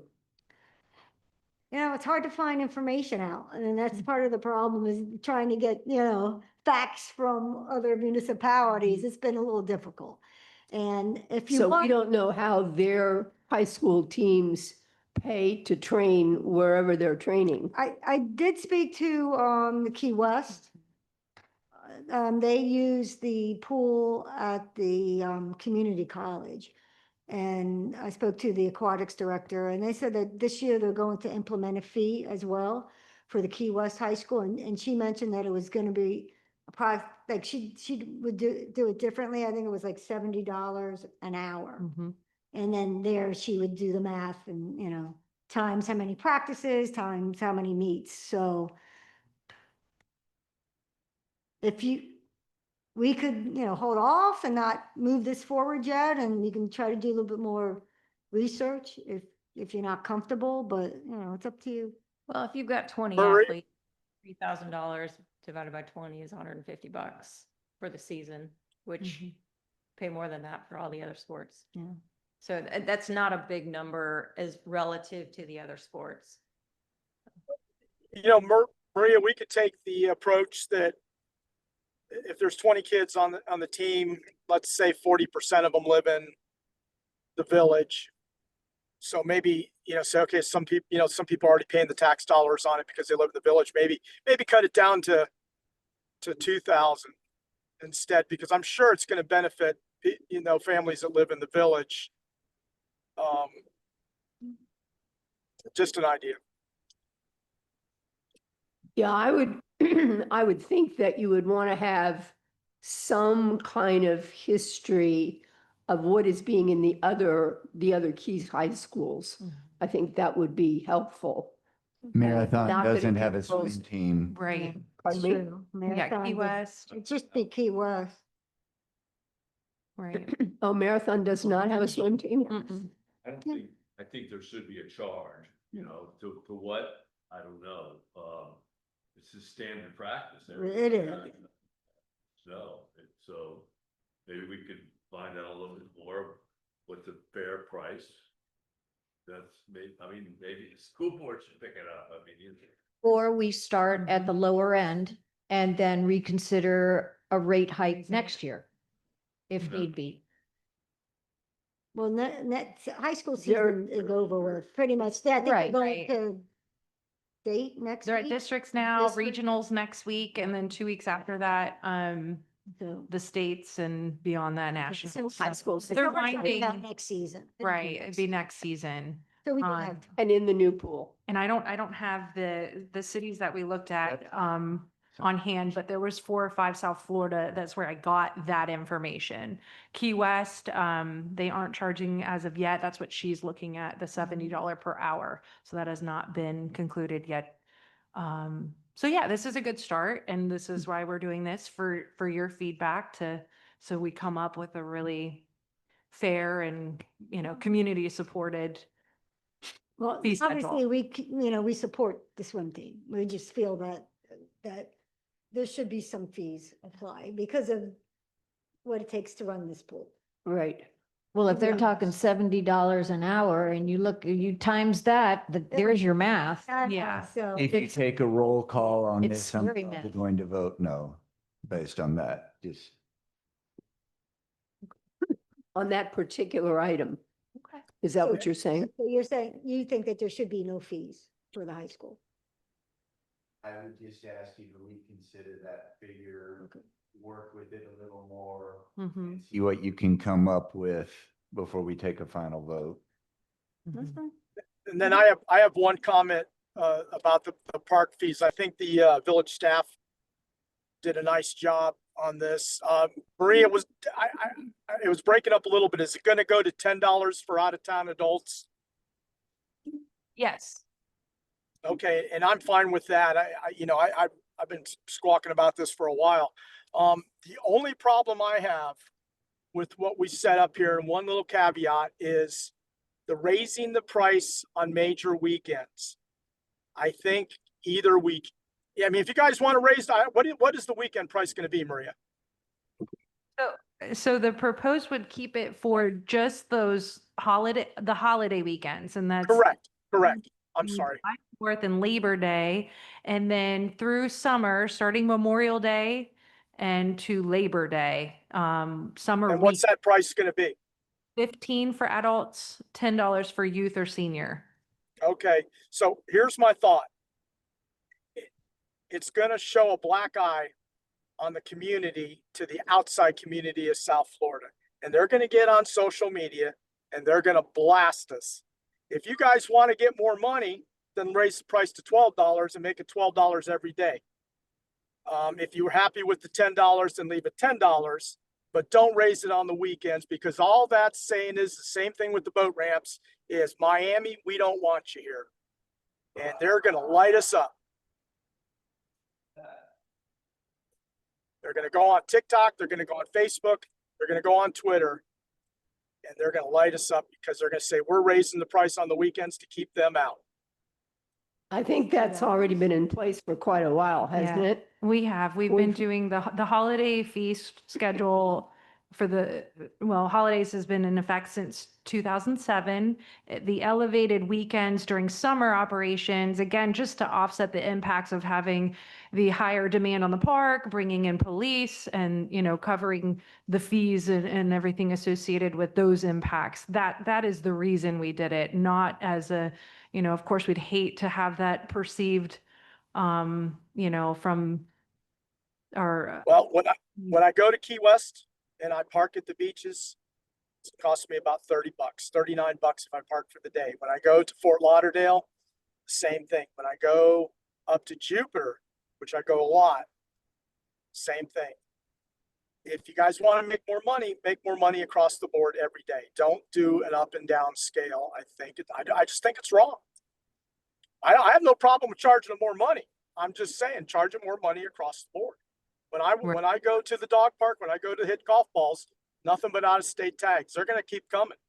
And and I forget, Ron Saunders, I sent you the information on this. It's way more expensive to go to the beach down in Marathon. Remember the information I sent you? Because they're doing a QR code down there.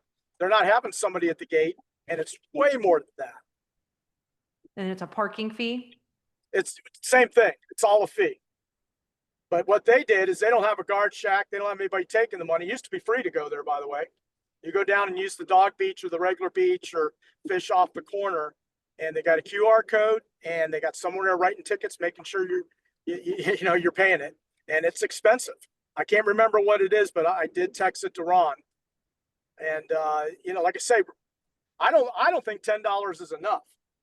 But I also don't like raising the scale just because it's a busy weekend. So I'm kind of, it's kind of one, one way I'm telling you to raise it, another way I'm telling you to bring it down.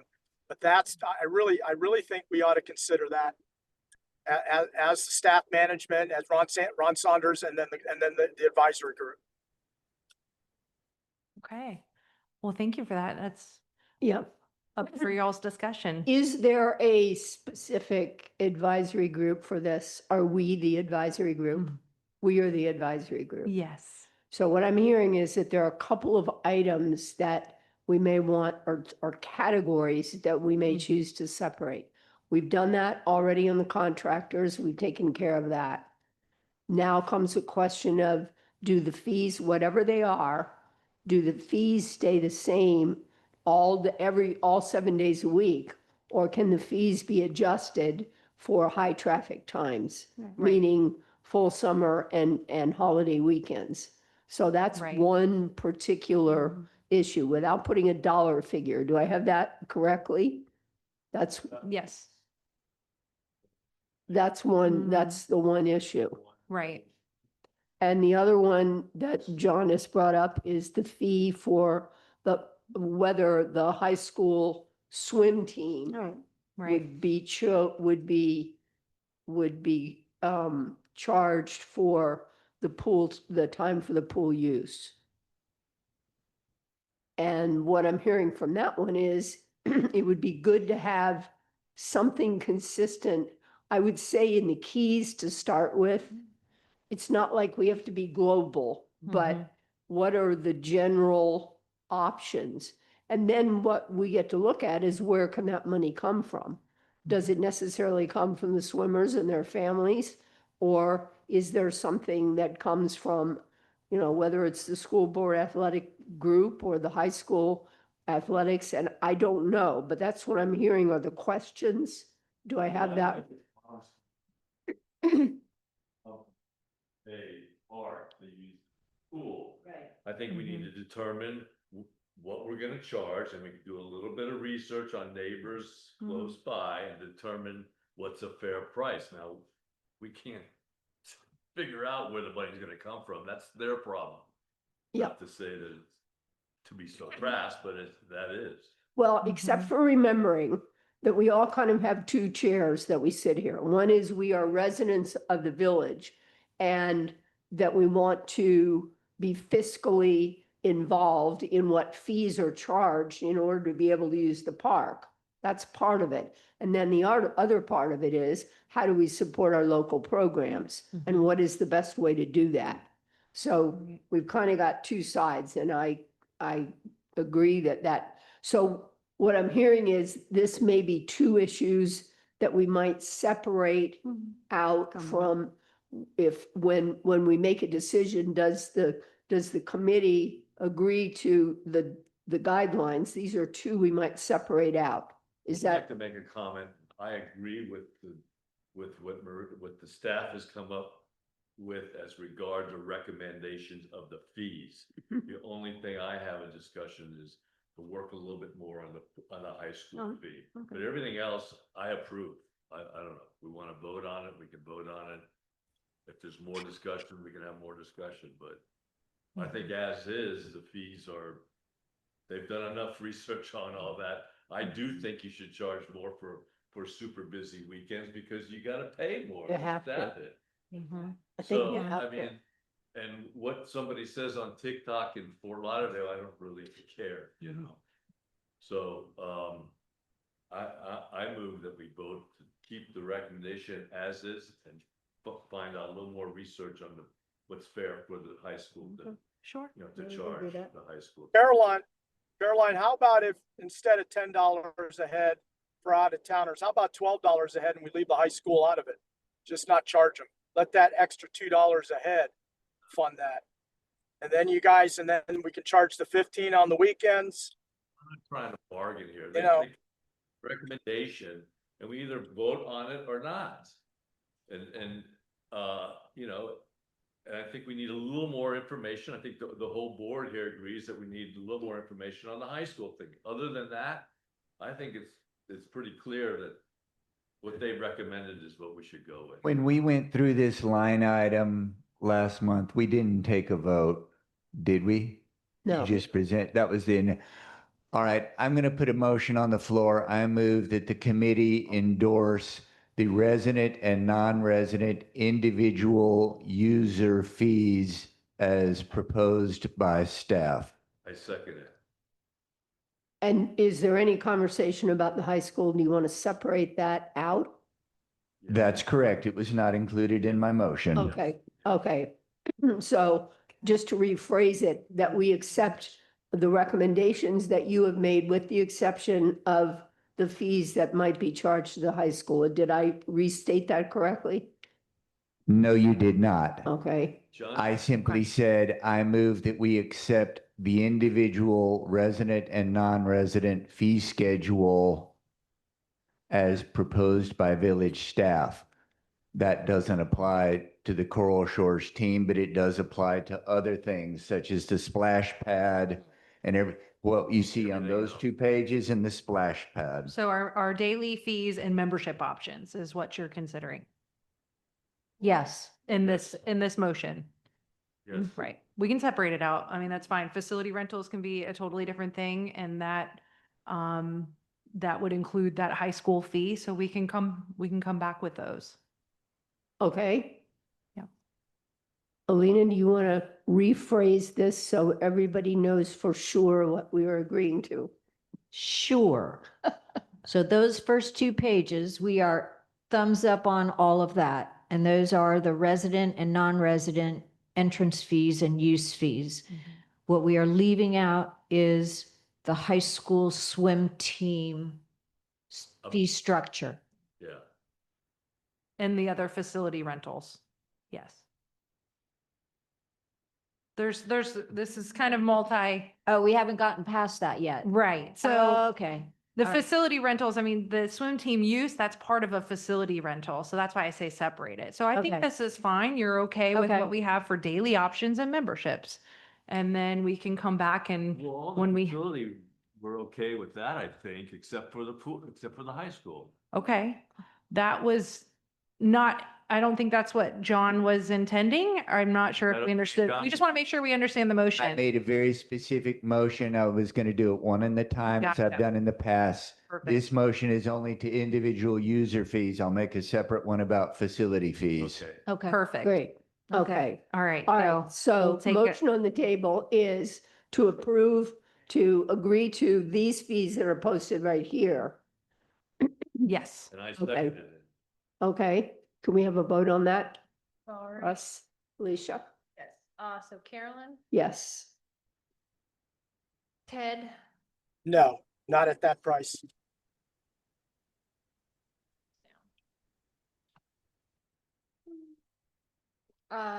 Shannon, I think she left.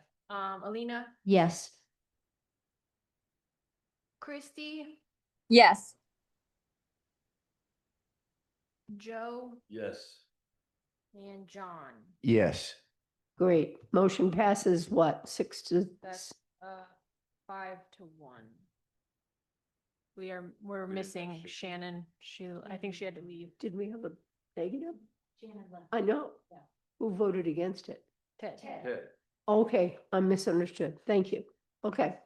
All right, so we've taken care of that. Do you want to continue discussion on the other things, or do you want to bring that back? You tell us what's next. Mhm. Mic was off. Pool facility rentals. This would include the swim team rental, so we can bring this back. And then we get into new pool facility rentals. So this was something we talked about last meeting, with a new private instructional service fee. This would be for those that are kind of one-off, not contract, not an ongoing program like a swim club. This would be an instructor, who does specialized swim services. Maybe they do adaptive swim training and we want to be able to allow them to, like currently the state has put out a new voucher program where the state is funding it and it's through the health department and there's an instructor who is certified to teach and utilize these vouchers. But it's not year round, it's not ongoing. So to enable that individual to teach at the pool, this is where these type of fees would come in handy. Or somebody, there's a demand for, and again, in consideration, how can we produce more revenues at the pool? This is another area to look at. So this would be the only area we would consider commercialized use, in that we might allow dive centers to offer a free dive training because we have the proper facility for that right now. As in scuba certification? Not scuba. I don't think we really want to venture into scuba, especially with the resurfacing of the pool. It's definitely potential for damaging. So I don't know that we really want to consider that, but free dive training. Free that's dive. another- Free dive. Okay. Right now, the only option is up at the Jacobs Center. So to open us up for general area use for that type of training, we would charge them a rental fee to be able to offer that. And it's just, again, and somewhat serving a community demand for these businesses, but also bringing in more revenue for the pool. So that's where this comes from. So last meeting we had presented this. So if you want to reconsider these, and then of course currently we don't rent the lockers out. So that's another area, people are storing. Right now it's same day only for the lockers. So this was another area, start charging for the locker rentals. So I think this would be the new rental fees that would be brand new. Are there, don't I remember that we have had some volunteer public available learn to swim programs? I know I've been part of them. Yes. Where we've invited people. Is that because it would be nonprofit? Is that included? Not necessarily. We may, having this range of prices, we could look at, I don't know, Marie, Maybe something applying about field trip. specific, specific nonprofit learn to swim, consistent with scheduling with the Right. pool or something, Right. whether it's Well, and if students it or was adults. something that we as a village co-sponsored, we wouldn't charge. So Okay. our previous, we had, last year was the first year that we had the Keys Kids Swim, and that's a grant funded program. And it was really a community effort to get local instructors, and we worked with PKS and Monroe County Parks and Beaches to offer that program. So something like that, where the village was a co-sponsor of it, those are the ways we may waive fees for Yep. those type of entities. That makes sense. Water safety instructor that wants to provide a lifeguard training class or something that we can't provide because we're just too busy and our staff can't provide it, Right. then we would be able to rent, some pool space out.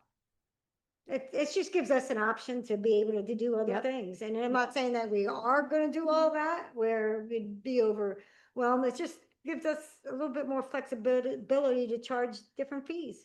Because right now we're limited, very limited on what we can do. Yep. Right. Yep. Well, that's where I see the work that you all have done, because you understand where your roadblocks are. Yes, And you've written in some things that allow greater yeah, flexibility. that's all it is. Right. It's just flexibility to be able to do more if we want to, and if, and just have fees. Yep. Okay, John. I move that the committee endorse the facility use fee schedule as presented by village staff, with the exception of the Coral Shores High School swim team.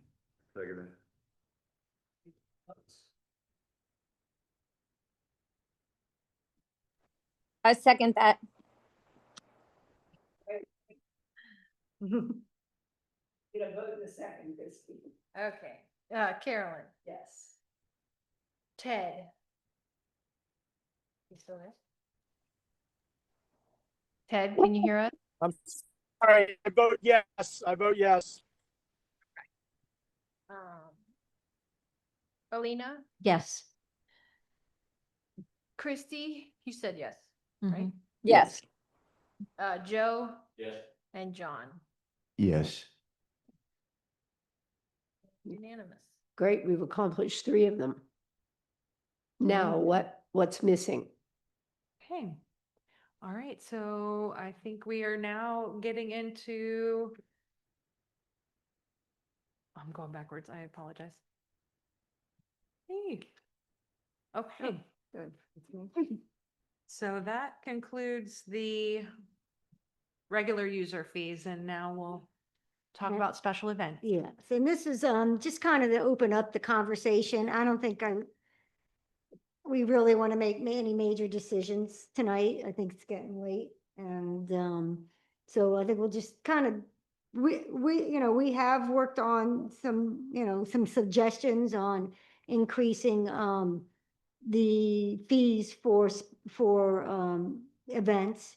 But again, it's recommendations, and we can just go through it, and then we can come back at another meeting and kind of talk about it and get maybe more public input. But obviously, everybody knows that we offer special events here at Founder's Park. And the reason why we have a special events policy is so that we can balance what we do here as in offer special events, and also be able to offer all the other programs that we have, or the youth program, the walking, biking, running, all the different programs that we do. We just like to have a balance. And that's the word that we always use, is a balance in what we do here. And that's why we try to have the special events policy to stick by. And everything that we're talking about tonight is policy, rules and regulations for the events here at Founder's Park, not outside of the village. Anything outside of the village is run by a village's temporary use regulations, permit, which we don't manage. What we're talking about tonight is just here in Founder's Park. And obviously, Parks and Recreation Department, we offer a lot of special events here in the park. These events that we offer are not regulated by the policy. So the events that we put on are not calculated into the amount of major events that we have here. Next is we have definitions of what our special events are. Our major special events are for events that are over 1,000 attendance per day. Our large special events are 500 to 1,000 attendees per day. Our regular events are 100 to 500. And then our really small events are under 100 attendance. So that's kind of how we classify our events here at the park. And then basic general rules that we have for events here at the park. Only Village of Islamorada and Monroe County based nonprofit 501c3 groups can have special events. So that means no commercial use of Founder's Park for events. There'll never be any circuses and major concerts that are not, promoted by at least a charitable organization. So nothing commercial can happen here. And all special events are subject to insurances, licenses, special permits, safety. So logistics, there's fees, there's deposits. So every event may have certain elements of that, and that's everything that they have to do in order to have an event here in the park. So some basic updates to the policy that we would like to implement. It's not in there yet, but we want to move forward with it, and we can talk about these. Any new large major special event that's not already on the books, that are already happening, and we get requests, we will come to this committee to get for the event organizers, to let them know about what the event they want to do here at the park. And it won't come to you unless we think that it fits the criteria. Don't we currently have a limit of like 6 Yeah. for Okay. large? Yep, I'm gonna get into that. I'm sorry. Yep, no problem. So any new events that are major will come to this committee for for approval. And all special events must comply with our noise ordinance of the village. So any concerts that we do, anything music wise, will be governed by our noise ordinance. Any special event and the sole purpose of providing a concert will be designated to the amphitheater area only. So they will have to use the amphitheater. They cannot bring any large stages or any major, stages and put like on the beach or on the soccer field. It has to be designated in our amphitheater. Any special event request that is outside of our policy and is really being pushed by whoever it is, in the committee and that really want to do has this event and it's outside of what we typically do, and it may come to you and you're like, I don't think we should be doing this, then the village council has the final decision on that. So, so it would be vetted by them as well. And in the current agreement, Islamorada Community Entertainment at one point did manage the amphitheater, and we had an agreement with them. We do not have that agreement with Islamorada Community Entertainment, so that is removed from the agreement. So that'll be removed. But I do want to make it clear, we work, very well with ICE on all our concerts that we do. Dave is involved in everything that we do here. So we do have a mutual agreement, and we basically co-sponsor the events. So, but we do not, the village doesn't have an agreement, so that's why that language will be taken out. And so I'm going to break it down, like you mentioned, Carolyn, that major special events, and those are over 1,000 attendees. So those are our major events. And major events are determined by how many attendees there are. And typically it's, the event organizer and management will decide if it fits the major event category. And it also, the major event depends on the impact on the park. So previously in the agreement, it did say that we were going to allow 8 major events for the year. We really recommend that we only allow 6 events. So we feel that we should probably go down on that when it comes to major events. And one of the reasons is that we do a lot of our events now, the staff, as in the park staff, we do take over a lot of the events. So I think between our events and these major events, we don't need any more. So, so we're recommending that there's only 6, okay? So, and then no more than four, okay, no more than 4 major events that are planned for 3,000 attendees and over. And that's what I'm talking about, like the major ones, like the flea market, Island Fest, and so forth. So we're only going to allow 4 of those. And right now, we have 4. We're not allowing any more of those big events that are over 3,000. And another policy that we like to put in there is that in between any major, like 3,000 and over attendance, major events, we want to have 30 days in between each major event. And then the smaller, under 3,000 would be 14 days in between those events. It can't be every weekend. Right, Correct. right, exactly. That's why, yes. Yes. We don't want an event every weekend. So that's why we're spacing it out, and that's why we're lowering the amounts. So, number of special events under 1,000. So, large special events planned for 500 to 1,000 attendees, we are limited to 2 a year. Okay, so that was what the previous policy was, and we're going to continue with that. We recommend continuing with that. So there's no change. Events that are 500 and less, those are, we have a lot of those type of events. They're very, to us, they're small events. They do not take up a lot of space. They're all community-based events. So at one point, it said there was only 4 that we allowed. Currently, we would recommend that there is no limit for that, and it'd be based on what's available for, the scheduling. Because currently, and I'll go into what's on, it's on the schedule, because we currently already have more than 4. So And I don't want to, limit the events that we already have that's on the books. Okay.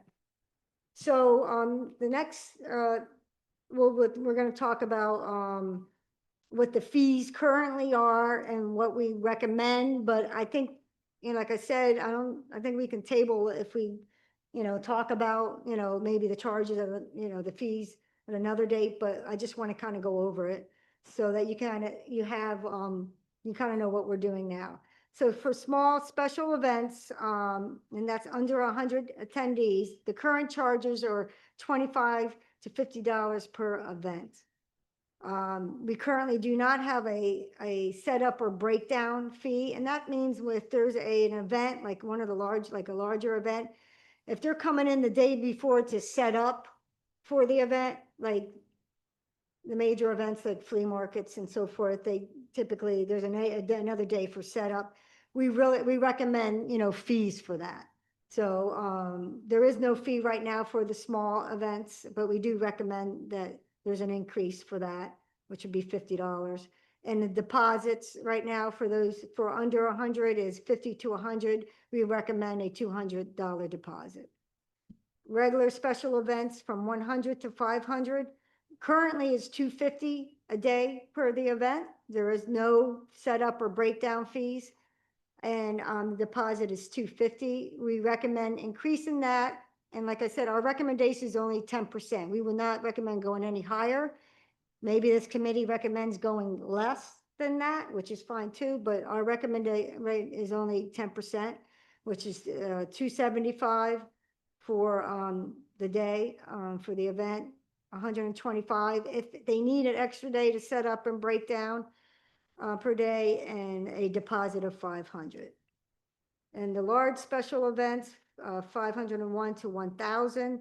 The current fee is $650 for the day, $250 for the setup and breakdown if needed, and a $500 deposit. We just recommend a 10% increase. So it'd be $725, $250 setup or breakdown, and a $1,000 deposit. And for the major events are right now currently $950 a day. The $250 daily setup and breakdown fee, and a deposit of $3,500. We recommend a 10%, so that would increase the daily rental of $1,050. And depending on the impact of the event, again, if they need a day to set up with tents and all this, then we recommend a scaling fee depending on the impact of what area they're using and so forth. $250 to $500 for a setup date, and the deposit would be $3,500. And the deposits are just for they're refundable. We give them back if there's no damages. So that's just a damage deposit. So those are the fees that we recommend. And again, that's just a recommendation. There's a lot of conversation about that because again, who uses the park are charitable organizations. They're all local charitable organizations. Okay. So next.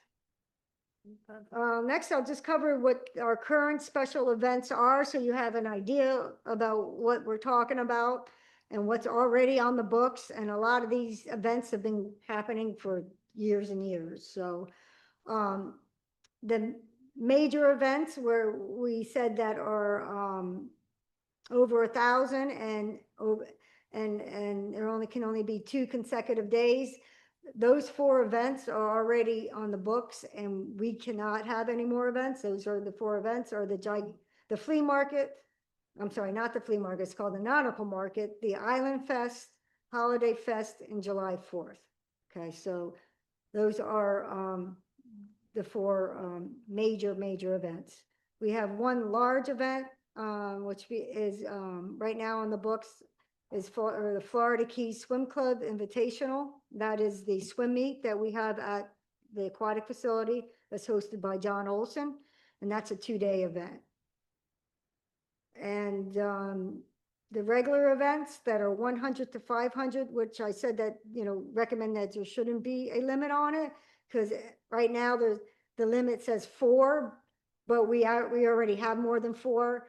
And we recommend just to kind of keep it open based on, you know, the scheduling purposes, because right now these events have been going on and they're wonderful events and they do not take up a lot of space in the park, and you can have this event going on and, you know, everything else is, you know, going on as well. So it's Swim Across America, the Eye Care Trash Derby, Good Health Clinic Luau, the Island Nights Bike and Car Show, the Fishing Guides Association Fishing Derby, the Alzheimer Charity Walk, the Special Olympics Swim Meet that's held at the Aquatic Center, and the Holiday Dance Recital, and that's sponsored by Islamorada Community Entertainment, and On Your Toes. So those are those events, and basically we only really have one small event, and that's the Special Olympics stand-up paddleboard competition.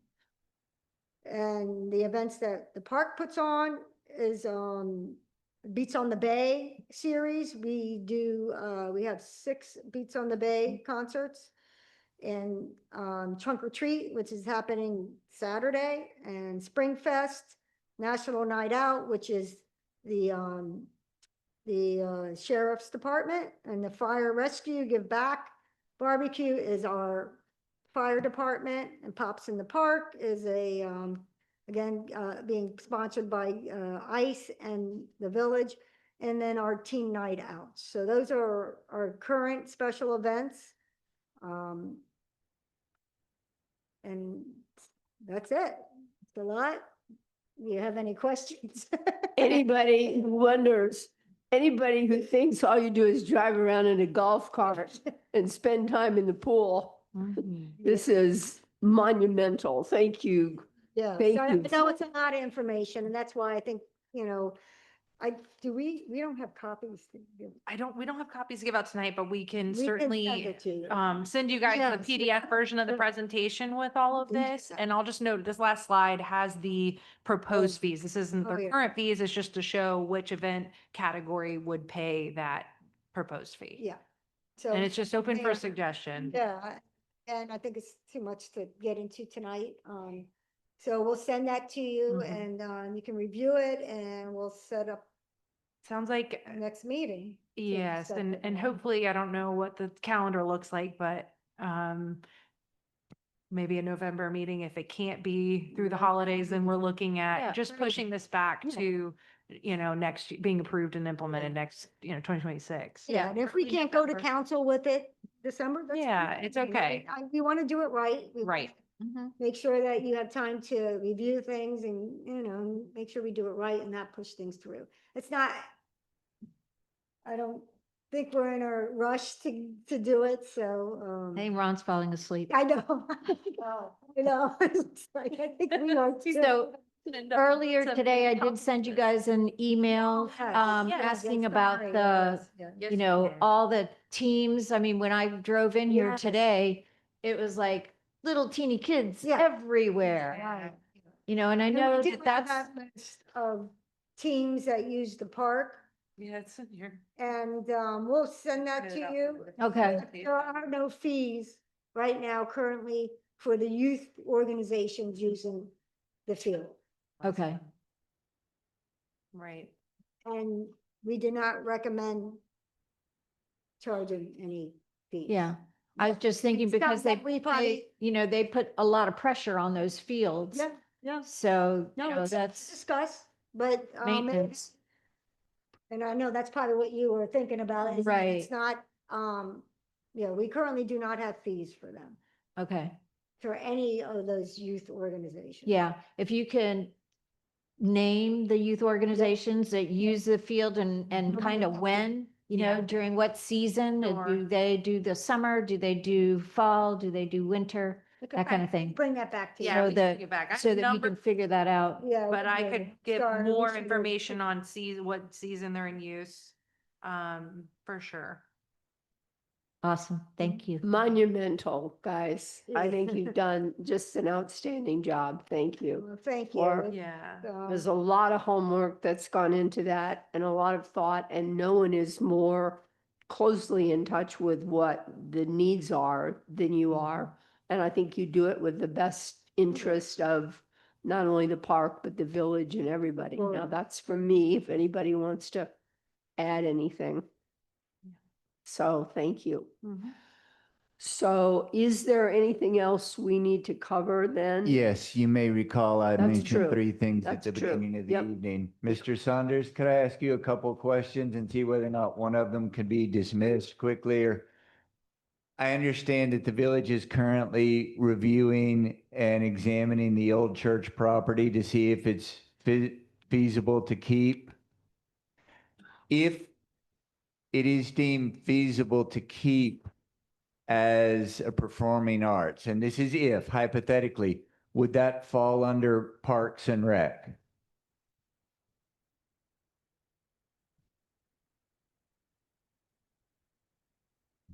We're not really discussing right now whether to keep it or not. I brought it up. We had a workshop on village-owned properties and we got feedback. I wanted to just put it up for sale because we wanted to reimburse our budget for the funding, almost $4 million. And there's not a real big push to sell it. So obviously we'll entertain any offers if somebody wants to bring an offer. But first off, we had to make sure it's suitable for habitation right now. We have a problem with the alarm system. We need to maybe look at that. We had some roof leaks. So and we had a structural survey done by all aspects. And so we're just trying to make sure what kind of conditions in now, because I've already had calls of people that want to use it for choirs and, just, nonprofits want to get in there. As far as the building itself, and that property, I defer to Maria, but I don't know if that would be considered Parks and Recreation, because it was a former church. Did the village add a culture and arts Yes. position? If you decide to keep it under Parks and Rec? Well, when you say keep it, I don't know that it's under there now. Okay, I would just say I would love it if that new person could come to this committee and discuss, are there enough groups that would use the venue and could we charge enough in venue fees that the village would not lose a lot of money? And if the answer to those both was yes, I would love it if we could have some input. Yeah, we have a part-time person, Emily Rother, who's done a very good job. She's out in the community. She was at the chamber with me yesterday at the luncheon. We're looking at doing art in public places. In fact, in here, we appreciate their cooperation. We do at Village Hall in here. We're looking at we're looking at using Southwind Park, for example, for an event for the holiday, for a decorating contest. Because it's a great park that nobody knows, not nobody, most people don't even know it's out there, and very few people use it.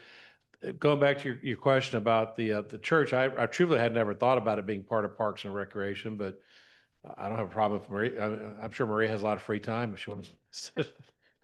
It would just be something that. I'm being sarcastic, by the way. Maria may not want, something that the village could grow that would benefit the community Yeah. and families. That's all I'm looking for. Yeah, I know what you're saying. I'm just saying, you mentioned specifically Parks and Recreation. I just don't know that that's the place, because we're probably gonna have more than just that. Because remember, we still have the Silver and Spice property that I would like to see with parking, but also maybe a civic center, performing arts center or something. Because right now, if you want to go see a play, you have to go to Core Shores High School. Nothing against high school, but it's like, you might want to have more than one venue. I don't know that the church itself, it seems like it's going to be so much money to renovate it, to make it something like that. It may not be the highest and best use. That's what I was curious. Yeah, but as far as having Parks and Rec, as you just heard, I think their plate is pretty full. We may end up having somebody on our staff at the Village Hall be more of a property manager, because that seems to be more of a property management thing as opposed to an activities thing that the Parks and Rec would do. Okay, that answers what I was curious, and I thank you. Okay. I didn't know if Out you of had respect to the other people here, I can put it off. I would ask to be put on the agenda for the future. At some point when I'm on the agenda, I am not going to let go of the Miller Leg plan. I want to see this through to fruition. In phase 2, it talks about the entryway in the fields. I want to get on the record early. I would like to make a motion. You all can start thinking about it, that in spite of their recommendation, I am going to make a motion that the committee endorse natural grass for the multi-use fields, that's soccer and lacrosse, with an encouragement for increased yearly maintenance. I will make that motion. If you'll put me on the agenda, I'll make it for next time. I would like to see that as natural grass. That will shave $1 million off the final part. And I don't want to keep you. I appreciate that you all are listening to me when I ask this.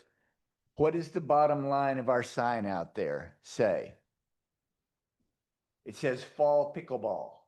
Yeah. How many pickleball courts do we still have? What constituent group first brought the what became the Miller Lake project? The pickleball community. I would like to see us endorse phase 3. More pickleball courts, more basketball courts, bleachers, volleyball courts. I don't want this to die. Well, I'm going to make it I'm going to ask the staff, and I'll go ahead and ask you now, with the TDC, do you think give us any money towards phase 3? I think it would be a good project, sure. Could we start working on that? Could we explore other grants so that I had a fellow when I was polling people for natural grass for the soccer field say, oh, if they decide to do it, I'll pay for the arenasium. I'm not going to quote his name until he says yes. If you can research grants, I would like to bring it to the committee sooner. I don't want this to die. I don't want To go on Oh, forever. I remember Miller Lake 2 or 3 years ago. Yeah. Not all of you, but the rest of us saying, what did they remember? I'll let it go. I would like to see this through. I would like to get on record early for natural grass for the multi-use fields. And I'd like us to encourage the village council. Phase 3 would check off a lot of boxes. Yeah. For lack of a better term, for what this community wants. It won't check off all of them. But the most expensive thing would be making this a 2-story building. That's the last phase. That's 10 to 15 years down the road. But there's no reason we can't ask the council to move forward with phase 3 so that the children and adults can play basketball, pickleball, volleyball, so that we can have shade and we can have bleachers for all of those. But it's going to take some work because they need to start thinking about moving public works. That will be my motion for next. That time. was- You'll put me on the That was agenda. going to be the next question. Yeah, Public Works. where's Public Yeah, Works? Public Works is a tough one. Because we don't But have, it's got to be done, right, Ron? And I'm not going to let this go. We still have to figure out, can we get 5 backcountry guides into, to be able to use the boat ramp? Let's just try it. 5. All you need to do is put a camera out there and they have to go up and wave so that you can see that it is who it is with the key. We didn't have that 25 years ago that, but we've come a long way with technology. So let's see if we can move that forward, Ron, because I know this is not part of Parks and Rec, but it's a big deal. Let's just try it with 5. And if it's okay, nobody complains, let's move it to 7. They aren't all 7 going to be here every day. Right? ongoing, Because your business. ongoing pending Well, issues, I Ron. mean, chances are it's not going I'm to not be trying all. to take over the 7. meeting, but I'll keep responding. As you mentioned, that's outside of Parks and Rec. That's actually the marina. I have had discussions. Addressing it to you. Yeah, I have had discussions with Lisa Watts. Right now, she and I've had discussions similar to this one about raising her rates.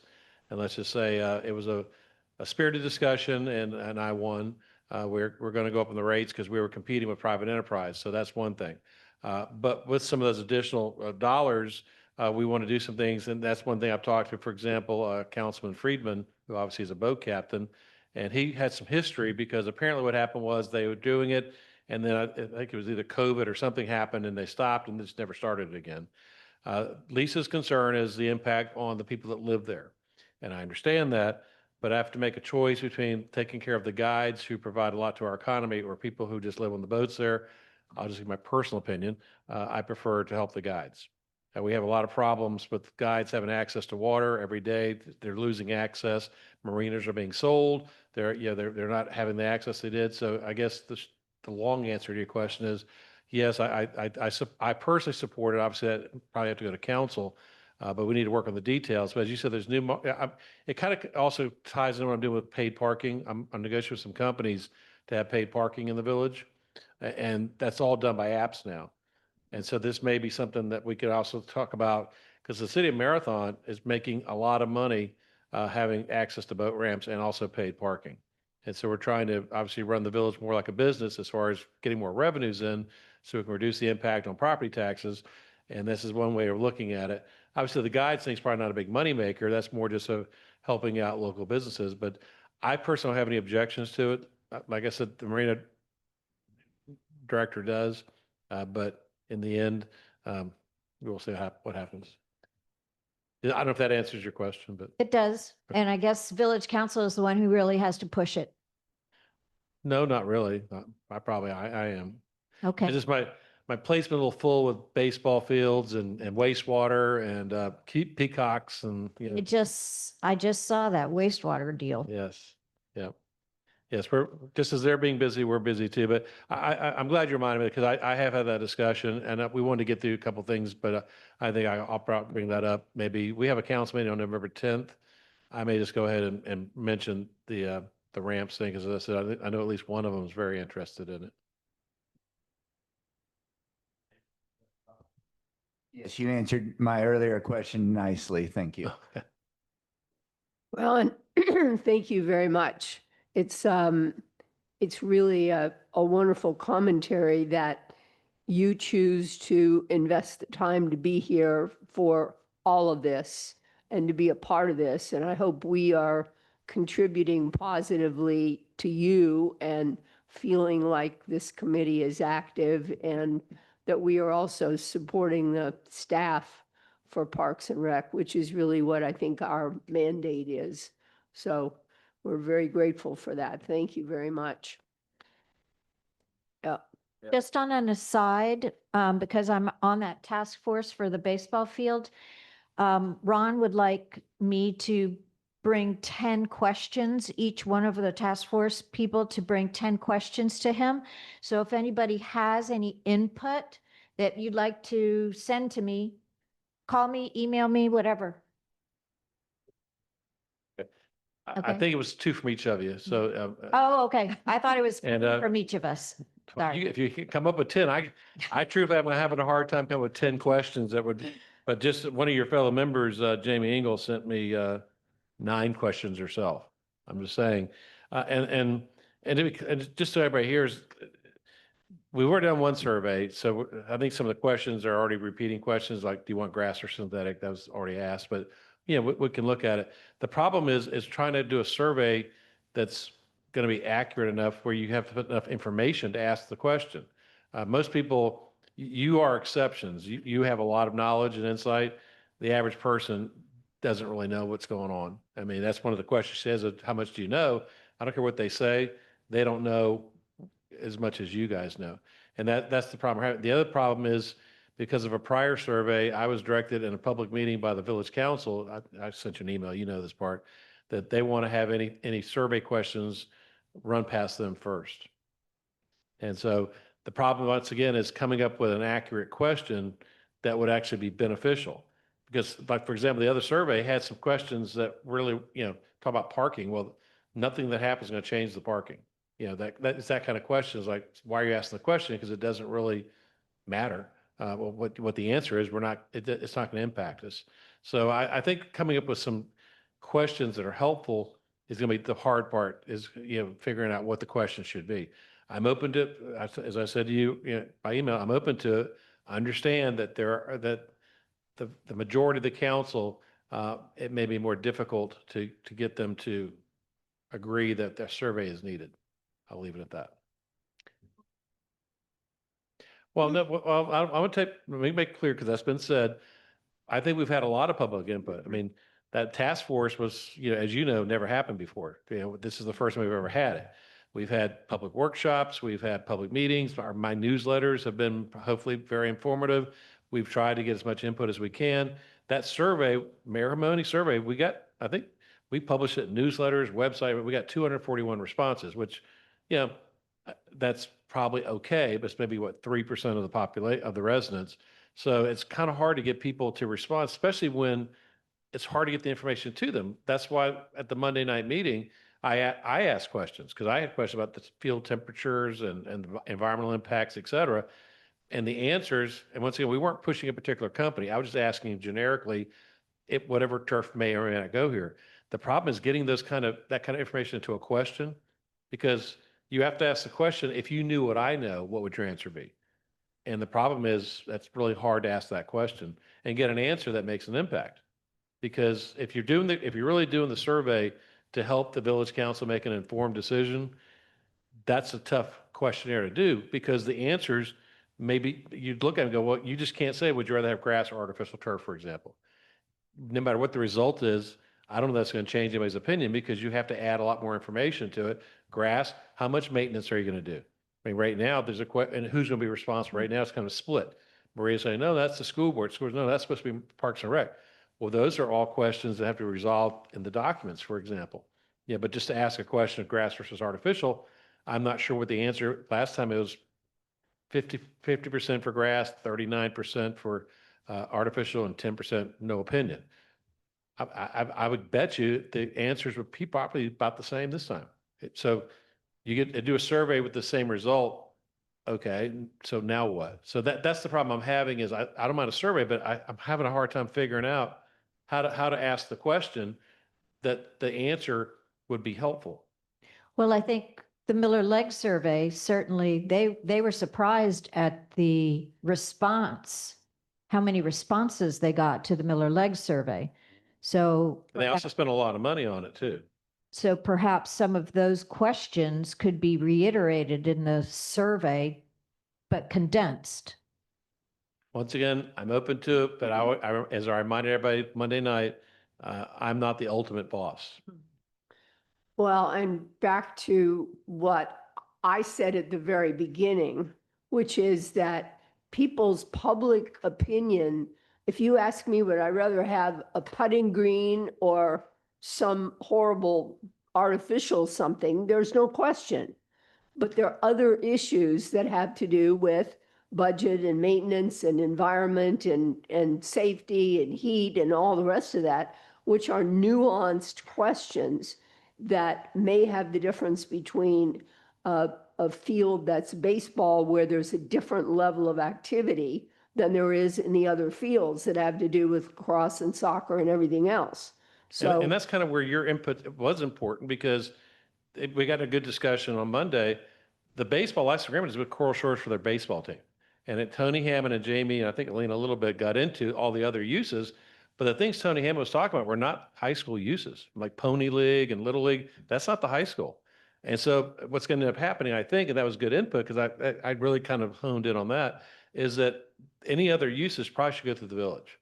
You know, and with Maria, whoever help make those decisions, just like you did tonight. She started look at all the events, special events you have. You know, how many things can we actually handle here? I got a complaint the other day about parking. You know, there was no place to park for some youth activity, or they wouldn't let them in or something. I talked to Maria about that. So the more people that use the park, the more complicated it gets. So I'm trying to focus on the ball field of what us and the school district, particularly Coral Shores. And I think we're going to go to a very simple agreement. It's for the baseball team, maybe JV, but I'm saying for the high school, basically. And all the other stuff, we don't really need to decide that. We should leave that up to the village. It's our field, and we're going to say you can or can't use it. And I think that's what I'm hearing from the school district. They're not really pushing the other thing. It's us. When I say us, I mean people from the village are saying, we want a multi-use field. Well, that's great. What kind of uses are you talking about? And that comes back to that is a Parks and Rec thing there, because once that baseball field is done, you know, whenever it is, you know, that other than high school, Coral Shores use, all of the uses should be determined by you guys. Well, I don't think we should lose sight of the fact that the park is for the village residents, the Island residents.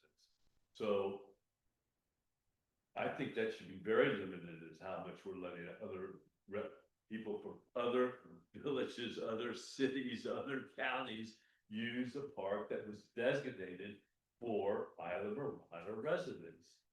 Well, I recall your comments. I think you appeared by Zoom that day, and when you made those comments, I got some feedback of, and a reminder, for example, that $400,000 of this came from TDC. So when you say TDC, it's tourist development money, which means it implies that we are expecting people outside the village to use the park. I'm just pointing that out.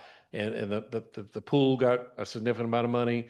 So just be cautious of, when I understand what you're saying, and we own it, but we are, I guess, affirmatively trying to get people outside the village to visit the park. Otherwise, why are we getting TDC money? Just keep that in mind. That's a lot of money. And the high school, if we think about it, who goes to the high school, but not just students that live in Isla Mirada. So if you're. I've heard a majority of the baseball team do not live in Isla Mirada. Right, they live in. But they go to Corshurst High School. Yeah. But I'm saying. Right. That's why I get a little nervous when we just say, because I understand, about the residents own the park and all that. But on the other hand, if we're going to keep going to TDC for funding for the pool and the park. We ought to check that out. I mean, we can't be hypocritical on the thing. Yeah. And we shouldn't probably be going to TDC for every little thing. Well, yeah, well, You know, I'm gonna try to get as many dollars as I can. Natural green park. Well, I think Maria will tell you that the suggestion came from me about charging people that are staying in hotels and coming here for free.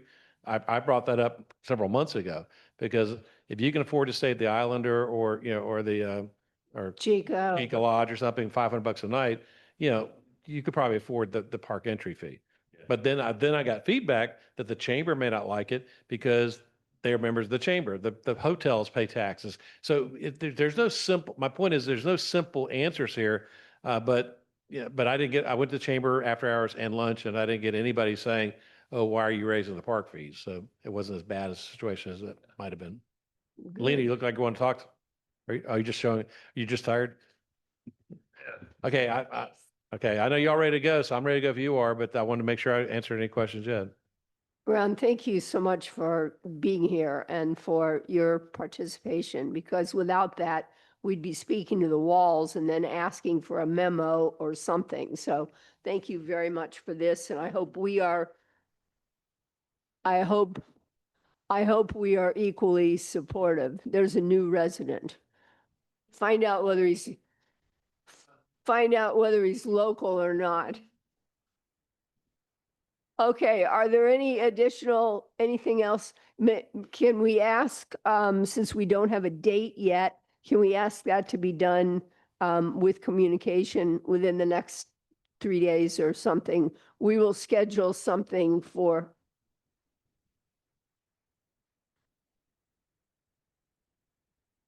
Seventeenth through the 21st. That's Okay. it for November. Okay. So this weekend, we'll decide what date you'll Okay. communicate with us and we'll verify. So there's a consensus that we should have a meeting in November then. Okay, yes, okay. Okay. Is there a motion to adjourn? Yeah. So moved. I don't think we even need one, do we? Thank you, everyone. Thank you, everyone.